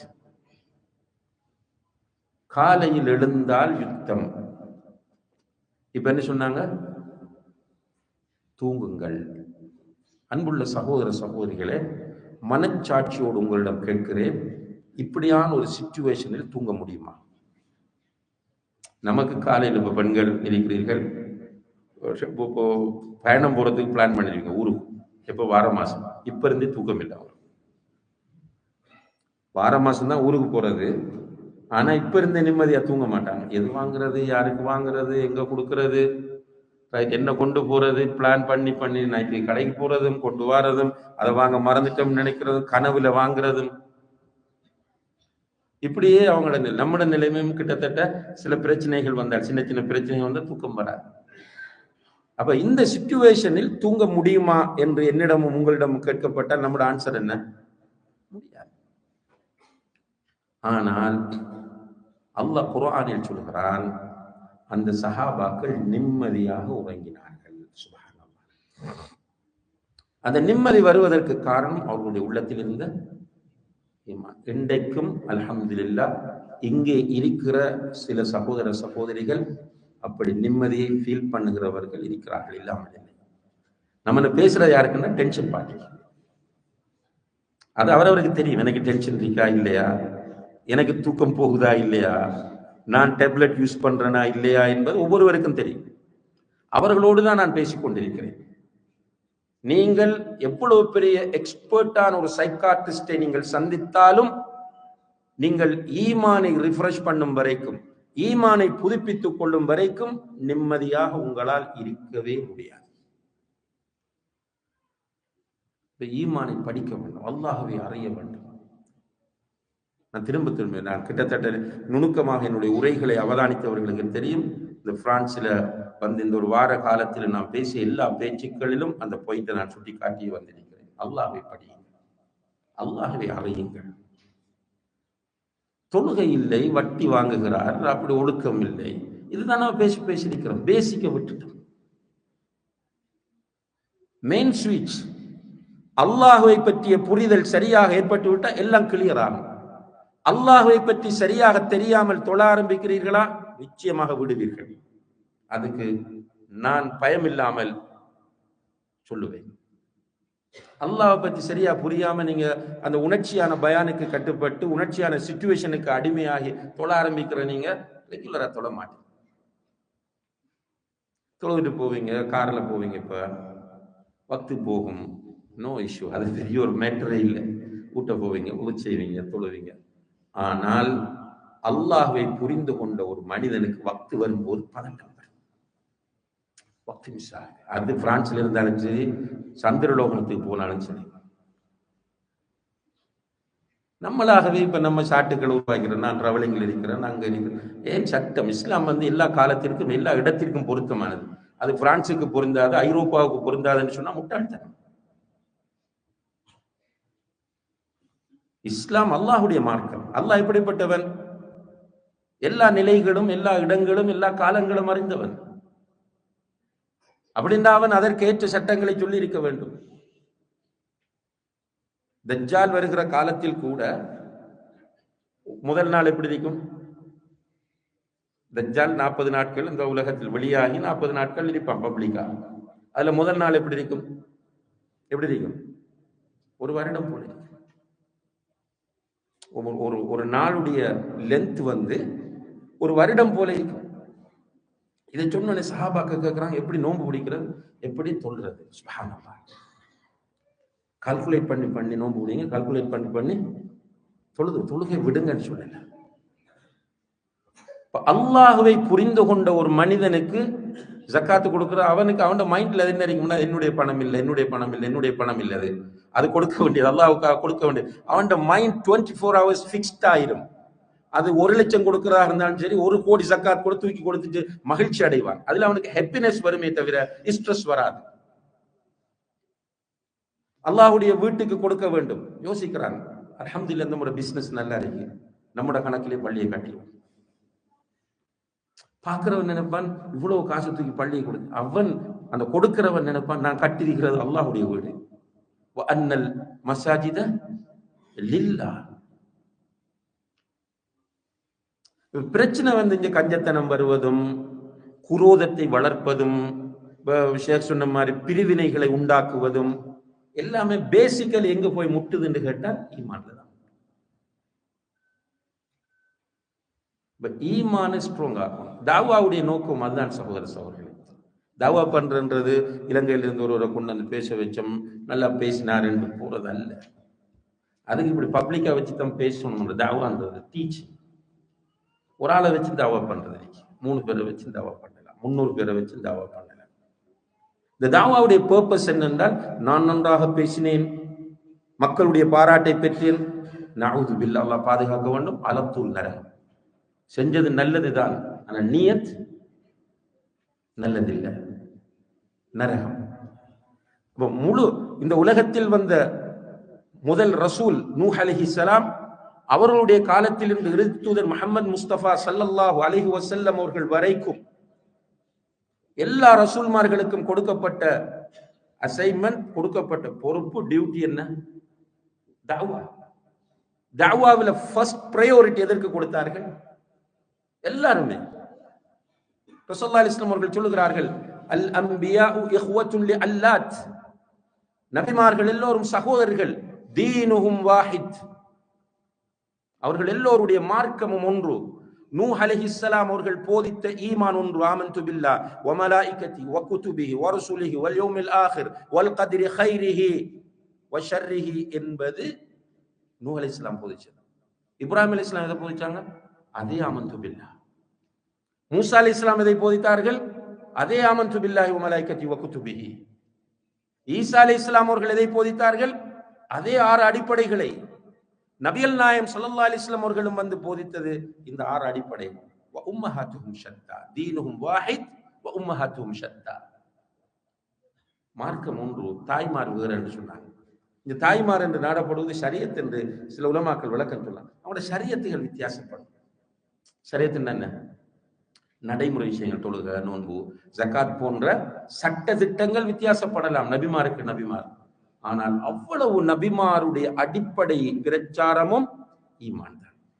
இப்ப நமக்கு ஈமான் சொல்லப்படுறது குறைவு. எல்லாருமே நெகட்டிவாக சுப்ஹானல்லாஹ் என்னென்றே புரியாத ஒரு ஒரு மனநிலை நமக்கு ஏற்படுகிறது. அது ஒரு வகையான ஸ்ட்ரெஸ் உண்டாக்குது. ஏனென்றால் முழு பெருமே பேசுற நேரமெல்லாம் நெகட்டிவாவே பேசுறோம். பாருங்க, நீங்க 4 நண்பர்கள் உட்கார்ந்து யாரும் பாசிட்டிவா பேசுறாங்க? குறைதான் சொல்றோம். குறை லா ஹவ்ல வலா குவத்த இல்லா பில்லாஹ். என்ன சகோதரர்களே இது? இந்த சமுதாயத்தில் நல்லதே இல்லையா? குடும்பத்தில் நல்லதே இல்லையா? நம்முடைய நண்பர்கள் மத்தியில் நல்ல காரியங்களே இல்லையா? இப்போ சில நேரங்களில் நான் சொல்லுவேன் நண்பர்களிடத்துல சும்மா ஜோக்கா சொல்றது, காலையில் வாக்கிங் போவோம், ஃபஜ்ர் தொழுதுட்டு போனால் சிலர் கூட நடக்க வருவாங்க. நான் அவங்கள ஸ்கிப் பண்ணிட்டு தனியாக தான் போக பார்ப்பேன். ஏன்னு கேட்பாங்க. ஃபஜ்ர் தொழுதும் ஒரு ராகத்தான மனநிலையோடு. இந்த நண்பன் வந்து என்ன பேசுவான், ஷேக் இரவு ஒரு கனவு கண்டதுக்கு என்ன விளக்கம், ஷேக் நான் தஹஜ்ஜத் தொழல, தூங்கிட்டேன், அந்த தஹஜ்ஜத்தை நான் கலாவா இப்போ தொழலாமா, ஷேக் இரவு வைஃபோட இப்படி நடந்து கொண்டு இதுக்கு என்ன தௌபா, இப்படி கேட்பானா? இல்லை. வந்தோடனே பாருங்க ஷேக் என்ன ஆரம்பிப்பான், எக்ஸையும் ஒய்யையும் அவரையும் இவரையும் பற்றி தான் பேசுறாங்க. பேச பேச நமக்கும் நம்முடைய மனம் பொதுவாக நெகட்டிவ் தாட்ஸ் வந்து குயிக்கா இன்ஃப்ளூயன்ஸ் பண்ணும். கொஞ்சம் ட்ரை பண்ணுங்க, நம்மளோட வீட்டுக்குள்ளேயாவது ஒரு பாசிட்டிவான என்வாயர்மெண்ட்டை உருவாக்குறதுக்கு. மனைவி, பிள்ளைகள், கணவன் எல்லாரும் உட்கார்ந்து நல்லது பேசுறது, அல்லது குறைந்தது குறிப்பிட்ட டைம் உண்டு ஃபிக்ஸ் பண்ண, இதுக்குள்ள நம்ம நல்லதை தவிர வேறு எதுவும் பேசுறது கொஞ்சம் கொஞ்சம் கூடிட்டு வரணும். நல்ல நான் சொல்றதுல நீங்க எல்லாரும் எக்ரி ஆகுவீங்கன்னு நான் நினைக்கிறேன். பெண்கள் ஒரு இடத்துல சேர்ந்தாலும் குறைதான் பேசுறது, அடுத்தவர்களை பற்றி தான் பேசுறது, அவங்களுக்கு அப்படி நடந்துச்சா இப்படி இருந்துச்சா, அல்லது பெருமை பேசுறது. நம்மகிட்ட 1000 பிரச்சனை. சஹாபாக்களை பாருங்க, சஹாபாக்கள் நல்லதை பேசினார்கள் அல்லது அவர்களை பேசினார்கள். உதாரணமாக ஆயிஷா ரலியல்லாஹு அன்ஹா அவர்கள் மீது அவதூறு சொல்லப்படுகிறது. மதீனா முழுக்க முனாஃபிக்குகள் இந்த அவதூறை பரப்பி கொண்டிருக்கிறார்கள். சஹாபாக்கள் சிலரும் கூட அதை ரிசீவ் பண்றாங்க அந்த செய்தியை. அப்படி இருக்கும்போது அபு அய்யூப் அல் அன்சாரி ரலியல்லாஹு அன்ஹு எல்லாருக்கும் தெரியும், ஸல்லல்லாஹு அலைஹி வஸல்லம் மதீனாக்கு வந்த உடனே போய் தங்கின வீட்டுக்காரர். அவரும் ஒரு வைஃப் உம்மு அய்யூப் அல் அன்சாரியா ரலியல்லாஹு அன்ஹா, 2 பேரும் உட்கார்ந்துட்டு படுக்க ரெடி ஆகுறாங்க தூங்குறதுக்கு. வைஃப் கேட்கிறா ஹஸ்பண்ட் கிட்ட, ஆயிஷா சில நேரம் தவறு இருக்கலாம் தானே? சுப்ஹானல்லாஹ், அவட பேச்சு பாரு, பொம்பளை தானே. சஃப்வான் இப்னு முஅத்தலோட லேட்டாகி வந்திருக்கிறான்னு சொன்னா, சில நேரம் 2 பேரும் பிளான் பண்ணி நின்று ஜினா செய்து விட்டு வந்திருக்கலாம் தானே என்று வைஃப் கேட்கிறாங்க அபு அய்யூப் அல் அன்சாரி கிட்ட. அதுக்கு அபு அய்யூப் அல் அன்சாரி சொன்ன பதில் என்னது, நம்ம என்ன சொல்லுவோம், சில இருக்கலாம் என்ன, அப்படித்தான் பேசுவோம், என்ற வைஃபை திருப்திப்படுத்தணுமே. அபு அய்யூப் அல் அன்சாரி ரலியல்லாஹு அன்ஹு கேட்டார்கள், உம்மு அய்யூபே, ஆயிஷாவுடைய இடத்தில் நீ இருந்திருந்தால் நீ அப்படித்தான் நடந்திருப்பாய் என்று கேட்டார்கள். சுப்ஹானல்லாஹ், ஆயிஷாவுடைய இடத்தில் நீ இருந்திருந்தால் நீ அப்படி சஃப்வான் இப்னு முஅத்தலோடு தப்பா நடந்துதானே இருப்பாய். அஊது பில்லாஹ், நான் எப்படி இருப்பேன், நீயே இருக்க மாட்டாய்ன்னு சொன்னா ஆயிஷா எப்படி இருப்பாங்க? இதுதான் ஸல்லல்லாஹு அலைஹி வஸல்லம் உருவாக்கின சொசைட்டி. அபூபக்கர் ரலியல்லாஹு அன்ஹு வராங்க, முன்னால ஹம்தலா ரலியல்லாஹு அன்ஹு வராங்க. அபூபக்கர் ரலியல்லாஹு அன்ஹு சலாம் சொல்லி கை கொடுக்குறாங்க. ஹம்தலா கை கொடுத்து என்ன கேட்டாங்க, கைஃபக யா ஹம்தலா, ஹம்தலாவே எப்படி இருக்கிறீர்கள் என்று கேட்டாங்க. ஹம்தலாவே எப்படி இருக்கு, சோம் கேட்கிறாங்க. சோம் கேட்டா என்ன சொல்லணும், அல்ஹம்துலில்லாஹ் நல்லா இருக்கிறோம், அல்லது கொஞ்சம் வயிற்று ப்ராப்ளமா இருக்கு, அல்லது பொடி பெயினா இருக்கு, ஏதாவது ஒன்று சொல்ல வேண்டியது. இவர் உடனே சொல்கிறார், அபூபக்கரே நாஃபக ஹம்தலா, ஹம்தலா முனாஃபிகாகி விட்டான் என்றார்கள். சுப்ஹானல்லாஹ், ஹம்தலா முனாஃபிகாயிட்டான். அபூபக்கர் எல்லாம் கேட்டார்கள், ஹம்தலாவே ஏன் இப்படி சொல்லுகிறாய், என்ன நடந்த உனக்கு? அவர் சொன்ன, இல்ல அபூபக்கரே, நபி ஸல்லல்லாஹு அலைஹி வஸல்லம் உடைய மஜ்லிஸ்ல போய் உட்கார்றாங்க, அவங்க ஹதீஸ் சொல்றாங்க, குர்ஆன் வசனங்களை ஓதி காண்பிக்கிறாங்க, நம்முடைய ஈமான் அதிகரிக்கிறது, அப்படியே நம்ம அல்லாஹ்வோடு தொடர்பாக இருக்க வேண்டும், சுவர்க்கவாசிகளுடைய அமல்களை செய்ய வேண்டும் என்று அந்த ஈமானுடைய உச்ச நிலையில் நம்ம இருந்து கொண்டு அப்படியே வீட்டுக்கு வரோம். வைஃப் சொல்றாங்க கடைக்கு போய் வாங்க, அல்லது பிள்ளைகள் ஏதாவது கேட்குது விளையாடுது, அவங்களோட டைம் ஸ்பெண்ட் பண்ணும்போது அந்த ஸ்பிரிட் ரசூல் ஸல்லல்லாஹு அலைஹி வஸல்லம் அவர்களுடைய மஜ்லிஸில் இருந்த அந்த உணர்வு அப்படியே குறையுது. இது ஒரு இரட்டை வேடமா இல்லையா? இதனால் தான் ஹம்தலா முனாஃபிக்காகி விட்டேன் என்று சொன்னேன் என்று சொன்னதும் அபூபக்கர் சொல்றார், நம்மள யாரு ஹம்தலா, நம்ம சுவர்க்கத்தை கொண்டு நன்மாராய் கூறப்பட்டவர் ரசூலுல்லாஹ்வுடைய சஹாபாக்கள். குர்ஆன்ல அல்லாஹ் அப்படி சொன்னார். அபூபக்கர் இல்லை. அபூபக்கர் ரலியல்லாஹு அன்ஹு அவர்கள் நபிகள் நாயகம் ஸல்லல்லாஹு அலைஹி வஸல்லம் அவர்களுக்கு அடுத்தபடியாக இந்த சமுதாயத்தில் சிறந்தவர்கள். அவர்கள் சொல்லுகிறார்கள், ஹம்பலாவே, எனக்கும் இப்படி சிச்சுவேஷன் உருவாகிறது. சுப்ஹானல்லாஹ், எனக்கும் இப்படி வருகிறது. வா, 2 பேரும் அல்லாஹ்வுடைய தூதரிடத்தில் போய் இதற்கு விளக்கம் கேட்போம். இப்படித்தான் அல்லாஹ்வுடைய தூதர் உருவாக்கினார். நம்ம என்ன பண்றோம்டா, சுப்ஹானல்லாஹ், நம்மளும் நோயாளியாகி நம்மளோட வந்து உட்கார்றவரை நோயாளியாக்கி, ஈமானில் பலவீனத்தை உண்டாக்கி, ஃபெடப்பாக்கி அனுப்பிட்டே இருக்கிற. இல்ல, அல்லாஹ் தான் நம்மை மன்னிக்க வேண்டும், பாதுகாக்க வேண்டும்.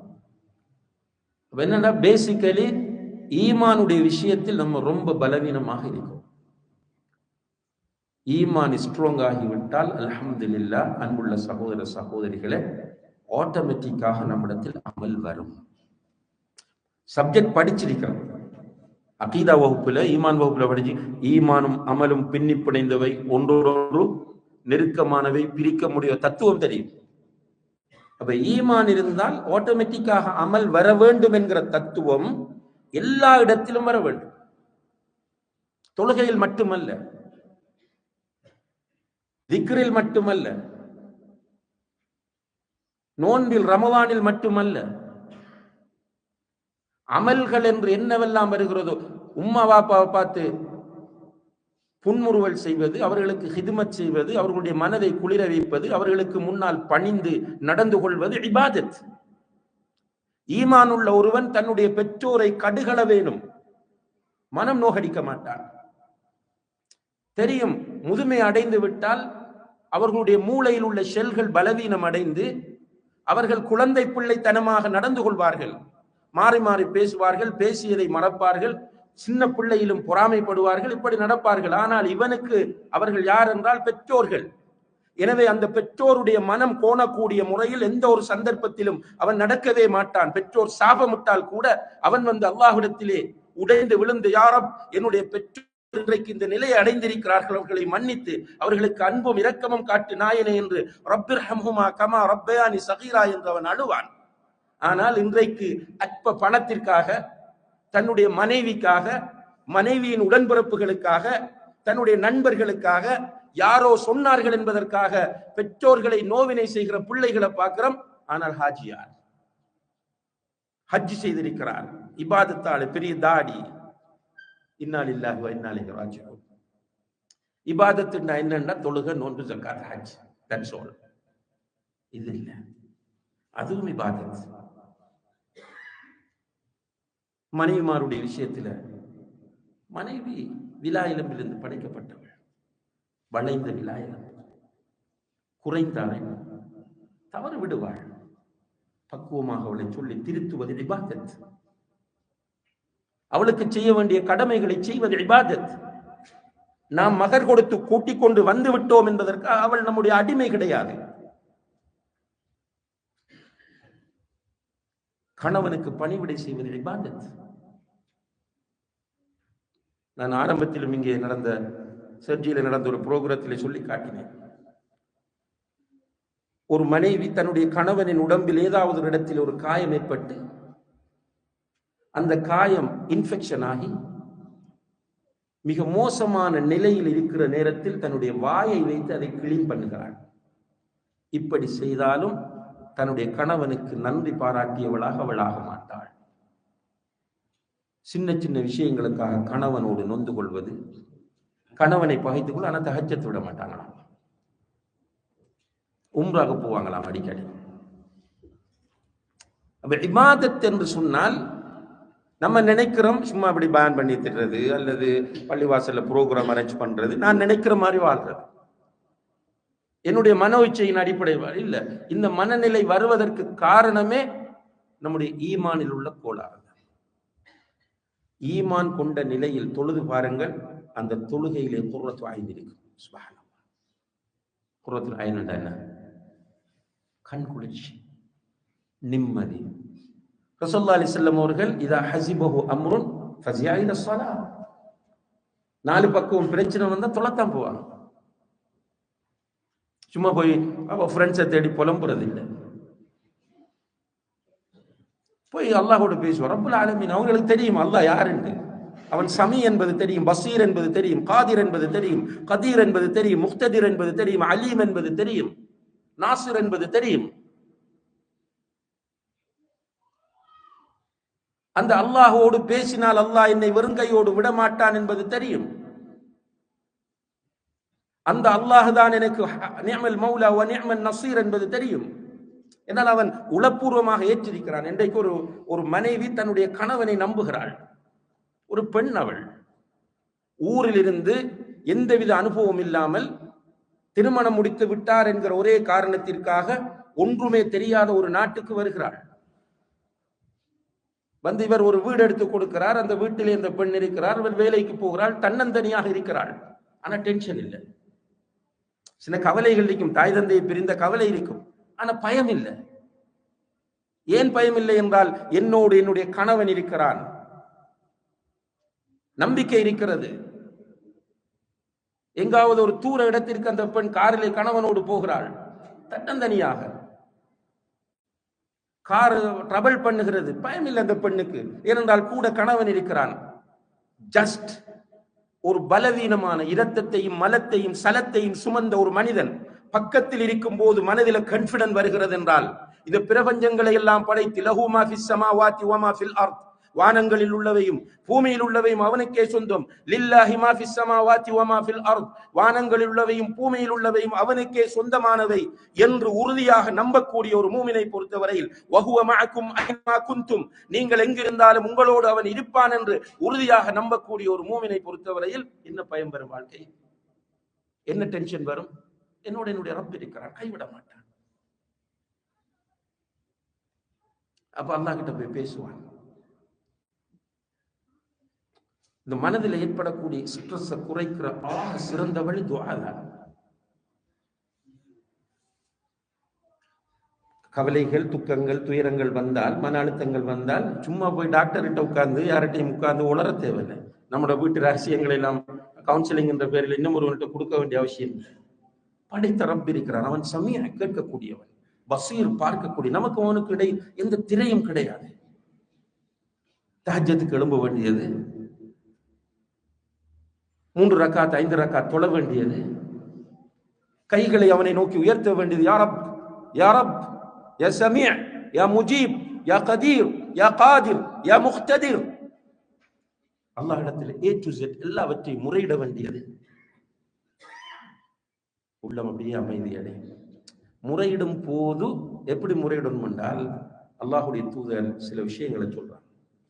உதுல்லாஹ வ அன்தும் மூகினூன பில் இஜாபா, துஆ கேளுங்க, அல்லாஹ் பதில் தருவான் என்கிற நம்பிக்கையோடு கேளுங்க. தருவான், தருவான். திரும்ப திரும்ப தட்டுங்கள், தருவான். நிச்சயமாக அல்லாஹ் தன்னுடைய அடியான் அவனிடத்தில் அவனுடைய கைகளை உயர்த்தி விட்டால் வெறுங்கையோடு அனுப்புவதற்கு வெட்கப்படுகிறான் என்று நபி ஸல்லல்லாஹு அலைஹி வஸல்லம் அவர்கள் சொன்னார். பதில் தருவான் என்கிற உறுதியான நம்பிக்கையோடு கேட்க வேண்டும், முதலாவது. இரண்டாவது, நீங்கள் அல்லாஹ்விடம் கேட்டால் ஃபல் யஅஸிமில் மஸ்அலா, உறுதியாக கேளுங்கள். உறுதியாக கேட்கணும். யா அல்லாஹ், நீ விரும்பினத்தா, விரும்பாட்டி வீடு இல்லை, எனக்கு குழந்தை இல்லை, யா அல்லாஹ் நீ தான் தரணும். குழந்தையை தரக்கூடிய ஆற்றல் உன்னை தவிர வேறு யாரிடமும் இல்லை. மருத்துவனால் முடியாது. இந்த உலகமே ஒன்று சேர்ந்தாலும் யா அல்லாஹ் எனக்கு குழந்தையை தர முடியாது. நீ நாடினால் கணவனே இல்லாமல் மரியம் அலைஹிஸ்ஸலாம் அவர்களுக்கு ஈசா அலைஹிஸ்ஸலாம் அவர்களை கொடுத்தாய். எனவே என்னுடைய கணவனோடு நான் சேர்ந்து வாழுகிறேன், எனக்கு குழந்தையை கொடு என்று உறுதியாக அல்லாஹ்விடம் கேட்க வேண்டும். யா அல்லாஹ் நீ விரும்பினா குழந்தையை கொடு என்று கேட்கக்கூடாது. இது இரண்டாவது. மூன்றாவது, நீங்கள் துஆ கேட்டால் நீங்கள் அவசரப்படாத வரை உங்களுடைய துஆவுக்கு பதில் கிடைக்கும். சுப்ஹானல்லாஹ். சஹாபாக்கள் கேட்டார்கள், ஒமல் இஸ்திஜால் யா ரசூலல்லாஹ், அவசரப்படுறா என்னன்னு கேட்டார். ஒரு ஆள் துஆ கேட்கிறார், திரும்ப கேட்கிறார், திரும்ப கேட்கிறார், காபத்துல்லாஹ் போய் கேட்கிறார், மஸ்ஜித் நபவி போய் கேட்கிறார், ரவுதால உட்கார்ந்து கேட்கிறார், தஹஜ்ஜுல கேட்கிறார், பிரயாணத்துல கேட்கிறார், ஒரு 2 வருஷமா போராடுறார். இப்போ கூட்டாளிமார்கிட்ட வந்து ஃபேமிலிகிட்ட வந்து மற்றாக்கள்கிட்ட சொல்றாரு, கேட்க நல்லா தாரான் இல்லை, கேட்கிறேன் அல்லாஹ் தராமல் இருக்கிறான், இதுதான் அவசரப்படுவது என்று சொன்னார். எப்போது தர வேண்டும் என்பது அவனுக்கு தெரியுமா தெரியாதா? நம்மளை படைச்சது யாரு? அல்லாஹ். நம்ம யாருக்கு சொந்தம்? அல்லாஹ்வுக்கு. உங்களோட பிள்ளைக்கு எப்ப கல்யாணம் முடிச்சு கொடுக்கணும்னு உங்களுக்கு தெரியுமா இல்லையா? உங்களோட பிள்ளைக்கு எப்ப வாகனம் வாங்கி கொடுக்கணும்னு உங்களுக்கு தெரியுமா இல்லையா? நீங்க புள்ள பிறந்த உடனே உனக்கு கார் வந்து கொடுக்க மாட்டீங்க, அதுக்கு ஒரு டைம் வரணும். சிலர் வந்து புள்ள 18 வயசான உடனே காரை வாங்கி கொடுத்துருவீங்க, லைசன்ஸ் எடுத்தோம். இன்னும் சில சொல்லுங்க, இல்லம்மா இன்னும் ஒரு 2 இயர்ஸ் போகும். ஒவ்வொருவருக்கும் அவருடைய விஷயங்கள் தெரியும். ரப்புல் ஆலமீனுக்கு நம்மள தெரியாதா? எனக்கு எப்போது கல்வியை தர வேண்டும், எப்போது பணத்தை தர வேண்டும், எப்போது சிட்டிசன்ஷிப்பை தர வேண்டும், எப்போது என்னுடைய நோயை குணப்படுத்த வேண்டும், அவனுக்கு தெரியும். ஆனால் என்னுடைய டியூட்டி என்ன? கேட்டுட்டே இருக்கும். ஆனால் நம்பிக்கையோடு கேட்க வேண்டும், அவசரப்படாமல் கேட்க வேண்டும், உறுதியோடு கேட்க வேண்டும். இப்படி நீங்க துவா கேட்டு பாருங்க, நிச்சயமாக உங்களுக்கு ரிலாக்ஸேஷன் கிடைக்கும், நம்பிக்கையும் பிறக்கும், நிம்மதியும் கிடைக்கும், விரக்தி வராது. அதே போல அன்புள்ள சகோதர சகோதரிகளே, சிலர் இந்த பாவங்களால் ஸ்ட்ரெஸ் ஆகிறாங்க. செய்கிற பாவங்கள், மனிதன் நம்ம பாவம் செய்யாம இருக்க இயலாது. சிலர் சொல்லுவாங்க, நான் பாவமே செய்கிறேன். சுப்ஹானல்லாஹ், அதுவே பாவம். அப்படி சொல்றதே பாவம். பாவம் என்ன? குர்ஆன் ஹதீஸுக்கு மாத்தம் நடக்கிறது பாவமா இல்லையா? அல்லாஹ் குர்ஆனில் சொல்லுகிறான், வலா துஸக்கு அன்ஃபுஸக்கும், உங்களை நீங்கள் பரிசுத்தப்படுத்த வேண்டாம் என்று சொல்கிறான். நாம் பாவமே செய்கிறேன் என்று சொல்றது பரிசுத்தப்படுத்துறதா இல்லையா? பரிசுத்தப்படும். நம்மகிட்ட ஏதோ ஒரு பாவம் வரும், பெரிய பாவம் வரும், சின்ன பாவம் வரும். ரைட்? ஈமான் இருந்தாலும் பாவம் வரும், ஸ்ட்ராங்கான ஈமான் இருந்தாலும் பாவம் வரும். ஸ்ட்ராங்கான ஈமான் இருந்தால் பாவம் செய்ய மாட்டார்கள் என்று நினைப்பது முட்டாள்தனம், அப்படி பேசுவது முட்டாள்தனம். ஏனென்றால் மாயிஸ் ரலியல்லாஹு என்கிற அந்த நபித்தோழர் விபச்சாரம் செய்துவிட்டு அவர் வலிய வந்து தண்டனையை கேட்டு பெற்றுக்கொள்கிறார். ரசூலுல்லாஹி அலைஹி வஸல்லம் அவர்கள் சொன்னார்கள், இன்னஹு தாப தௌபத்தன் லவ் குஸ்ஸிமத் அலா 70 மின் அஹ்லில் மதீனத்தி லவஸிஅத்துஹும். இந்த மனுஷன் செஞ்சிருக்கிற தௌபாவை மதீனாவிலே உள்ள 70 பேருக்கு, 70 பாவிகளுக்கு பங்கு வைத்து கொடுத்தாலும் மீதமாகிவிடும் சொன்னார். இன்னும் ஒரு ரிவாயத்தில் லவ் குஸ்ஸிமத் அலா சாஹிபி முக்ஸின், இந்த வியாபாரத்தில் மோசடி செய்யக்கூடிய எல்லாருக்கும் அதை பங்கு வைத்து கொடுத்தாலும் மீதமாகும் என்று சொன்னார். அவர் ஈமான்ல ஆக டொப்புல இருந்த ஒரு சஹாபி, உச்சகட்டத்தில் விபச்சாரத்தில் விழுந்துட்டார். இப்ப பாவம் நடக்கும், ஆனால் பாவத்தை நியாயப்படுத்துவதுதான் அது இப்லீஸ். நம்ம செஞ்ச பாவத்தை நியாயப்படுத்து எல்லாத்திலையும் வரும். பாவம் பண்ணக்குள்ள விபச்சாரத்தை மட்டும் நினைக்காதீங்க, அல்லது ஆல்கஹால் பாவிக்கிறத மட்டும் நினைக்காதீர்கள், அல்லது ஜினா என்னது ரிபா இன்ட்ரெஸ்ட் வட்டியை மட்டும் நினைக்காதீர்கள். பாவம் என்று சொல்லும் போது அடுத்தவனுடைய மானத்தில் விளையாடுவதும் பாவம், அடுத்தவனுடைய கண்ணியத்தை குலைப்பதும் பாவம், ஒருவனுடைய மனதை நோகடிப்பதும் பாவம், அண்டை விட்டானுக்கு தொல்லை கொடுப்பது பாவம், நம்முடைய கையால் பாதையிலே மற்றவர்களுக்கு தொல்லை தரக்கூடிய ஒரு பொருளை போட்டு விட்டு செல்வது பாவம். இப்ப எல்லாருக்கிட்டையும் பாவம் என்றா, பாவம்ன்றது விபச்சாரம், ஆல்கஹால், வட்டி. அதிலே மாகப்பெரிய பாவம் என்ன? விபச்சாரம். இப்படி ஒரு டெபினிஷனை வச்சிருக்கிறோம். இல்லை, மனிதனிடத்தில் பாவங்கள் வரும், ஆனால் நம்முடைய பாவத்தை நாம் உணர வேண்டும், அதற்காக கவலைப்பட வேண்டும். ரசூலுல்லாஹி அலைஹி சொன்னார், அந்நதமு தௌபா, உன்ட கவலை வந்துட்டால் இது தௌபா தான் என்றார். நான் இப்படி பண்ணிட்டேனே, ஏன் பண்ணினேன், என்னுடைய ரப்புக்கு ஏன் நான் இப்படி மாறு செய்தேன் என்று ஃபீல் பண்ணுவது தௌபா. அபூஉ லக பினிஅமதிக அலைய வ அபூஉ பிதம்பி, சையதுல் இஸ்திக்ஃபார். அதுல ஓதுறோம், யா அல்லாஹ் நான் என்னுடைய பாவங்களை ஏற்றுக்கொள்கிறேன், நீ எனக்கு தந்த நியமத்துகளையும் ஏற்றுக்கொள். பாவத்தை ஏற்றுக்கொள்ளும். நல்லா புரிஞ்சு கொள்ளுங்க. தயவு செய்து நீங்க இந்த மெசேஜை மட்டும் எடுத்துட்டு போனாலே பெரிய வெற்றி. இந்த பயான், பாவத்தை ஏற்றுக்கொள்ளுங்கள். நியாயப்படுத்த ட்ரை பண்ணாதீர்கள். ஷைத்தான் உங்களுடைய மனதில் வந்து நியாயப்படுத்த வைப்பான் என்பதை குர்ஆனில் அல்லாஹ் சொல்கிறான். சவ்வலத் லஹும் அன்ஃபுசுஹும், அவனோட மனம் அந்த பாவத்தை நல்லதாக காட்டும். அதே போல ஷைத்தான் அவர்களுக்கு அவர்களுடைய பாவங்களை அழகாக்கி காட்டும். பாவத்தை அழகாக்க ட்ரை பண்றோம், நியாயப்படுத்த ட்ரை பண்ணுகிறோம் என்றால் ஷைத்தானுடைய வழியில் போய்கொண்டிருக்கிறோம், ஈமான் ஸ்ட்ராங் ஆகவில்லை. பாவத்தை ஏற்றுக்கொண்டு தௌபா செய்யுங்கள். நிச்சயமாக அல்லாஹ் நீங்கள் என்ன பாவம் செய்தாலும் மன்னிப்பார். என்ன பாவமாக இருக்கலாம், அது உச்சகட்டமான ஷிர்காக கூட இருக்கலாம். அது நஊது பில்லாஹ், அல்லாஹ்வை நம்ம மிக மோசமாக திட்டிய ஒரு பாவமாக கூட இருக்கலாம். அந்த பாவத்துக்கு நம்ம போய் நான் இப்படி செய்து விட்டேன் என்று உணர்ந்து தௌபா செய்தால் அல்லாஹ் மன்னிப்பான். எவ்வளவு அழகாக சொல்கிறான், யா இபாதி, என்னுடைய அடியார்களே, அல்லதீன அஸ்ரஃபு அலா அன்ஃபுஸிஹிம், தங்களுக்கு தாங்களே நிறைய பாவம் செய்து அணி வைத்துக் கொண்ட என்னுடைய அடியார்களே, லா தக்னது மின் ரஹ்மத்தில்லாஹ், அல்லாஹ்வுடைய ரஹ்மத்தில் நீங்கள் நம்பிக்கை இழக்காதீர்கள். இன்னல்லாஹ யக்ஃபிரு ذுனூப ஜமீஆ, நிச்சயமாக அல்லாஹ் எல்லா பாவங்களையும் மன்னிப்பான். சுப்ஹானல்லாஹ். அன்புள்ள சகோதர சகோதரிகளே, நமக்கு அல்லாஹ் என்ன குறை வச்சிருக்கிறான்? அல்லாஹ் தந்திருக்கிற நிஅமத்துகள் எண்ணி பார்த்திருக்கிறோமா? வ இன் தஉது நிஅமத்தல்லாஹி லா துஹ்ஸூஹா, அல்லாஹ் தந்திருக்கிற நிஅமத்துகளை எண்ண ஆரம்பித்தால் உங்களால் எண்ணி முடிக்கவே முடியாது. அல்லாஹ் தந்திருக்கிற நிஅமத்துகளை நீங்கள் புரிய வேண்டும் என்றால் அந்த நிஅமத்துகளை இழந்திருக்கிறவர்களை பாருங்கள். அந்த நியமத்து இல்லாமல் இருக்கிறவங்களை பாருங்க, உங்களுக்கு நியமத்து புரியும். ஆனா நமக்கு எப்ப புரியும் என்றால், அப்பன் அருமை அப்பன் செத்தால் தெரியும், உப்பின் அருமை உப்பில்லாவிட்டால் தெரியும் என்பார். நமக்கு மிஸ் ஆகும் போது அந்த நியமத்து தெரிகிறது, இருக்கும் போது தெரிவதில்லை.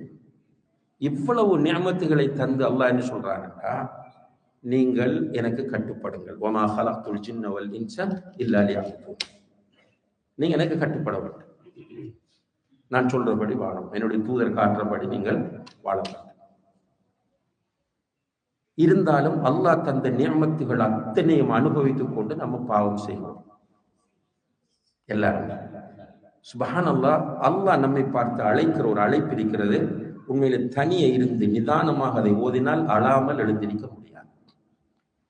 வஸாரிஉ இலா மக்ஃபிரத்தின் மின் ரப்பிக்கும், உங்களுடைய ரப்பிடம் இருக்கிற மன்னிப்பின் பால் நீங்கள் ஒருவருக்கு ஒருவர் போட்டி போட்டு விரைந்து வாருங்கள் என்று அல்லாஹ் சொல்றார்.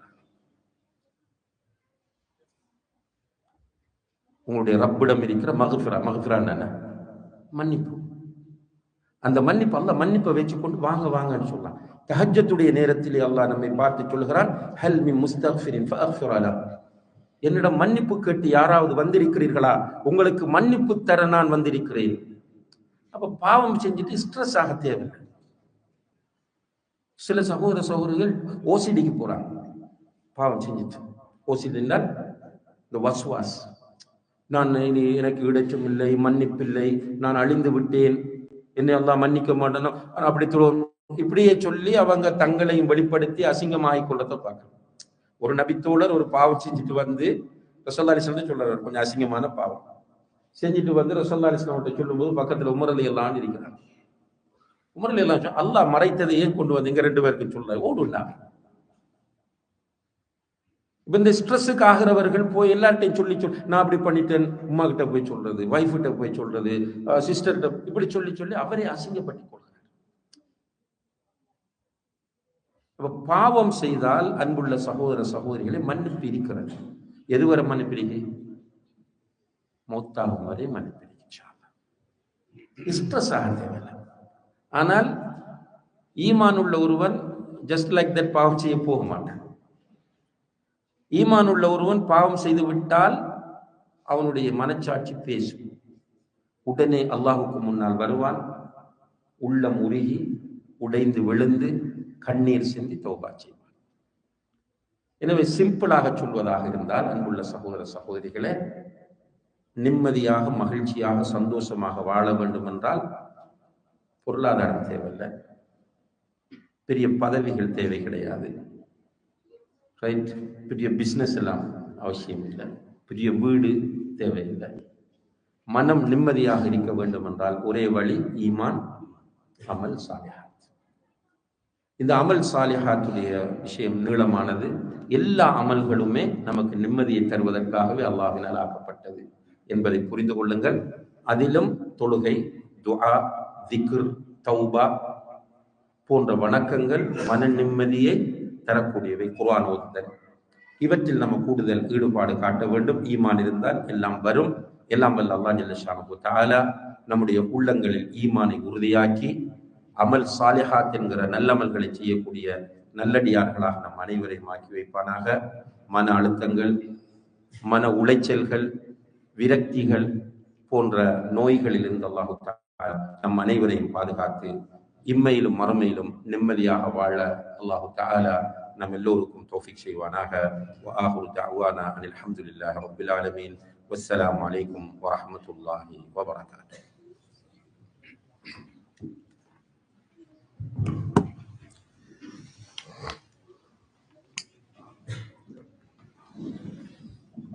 அல்ஹம்துலில்லாஹ்.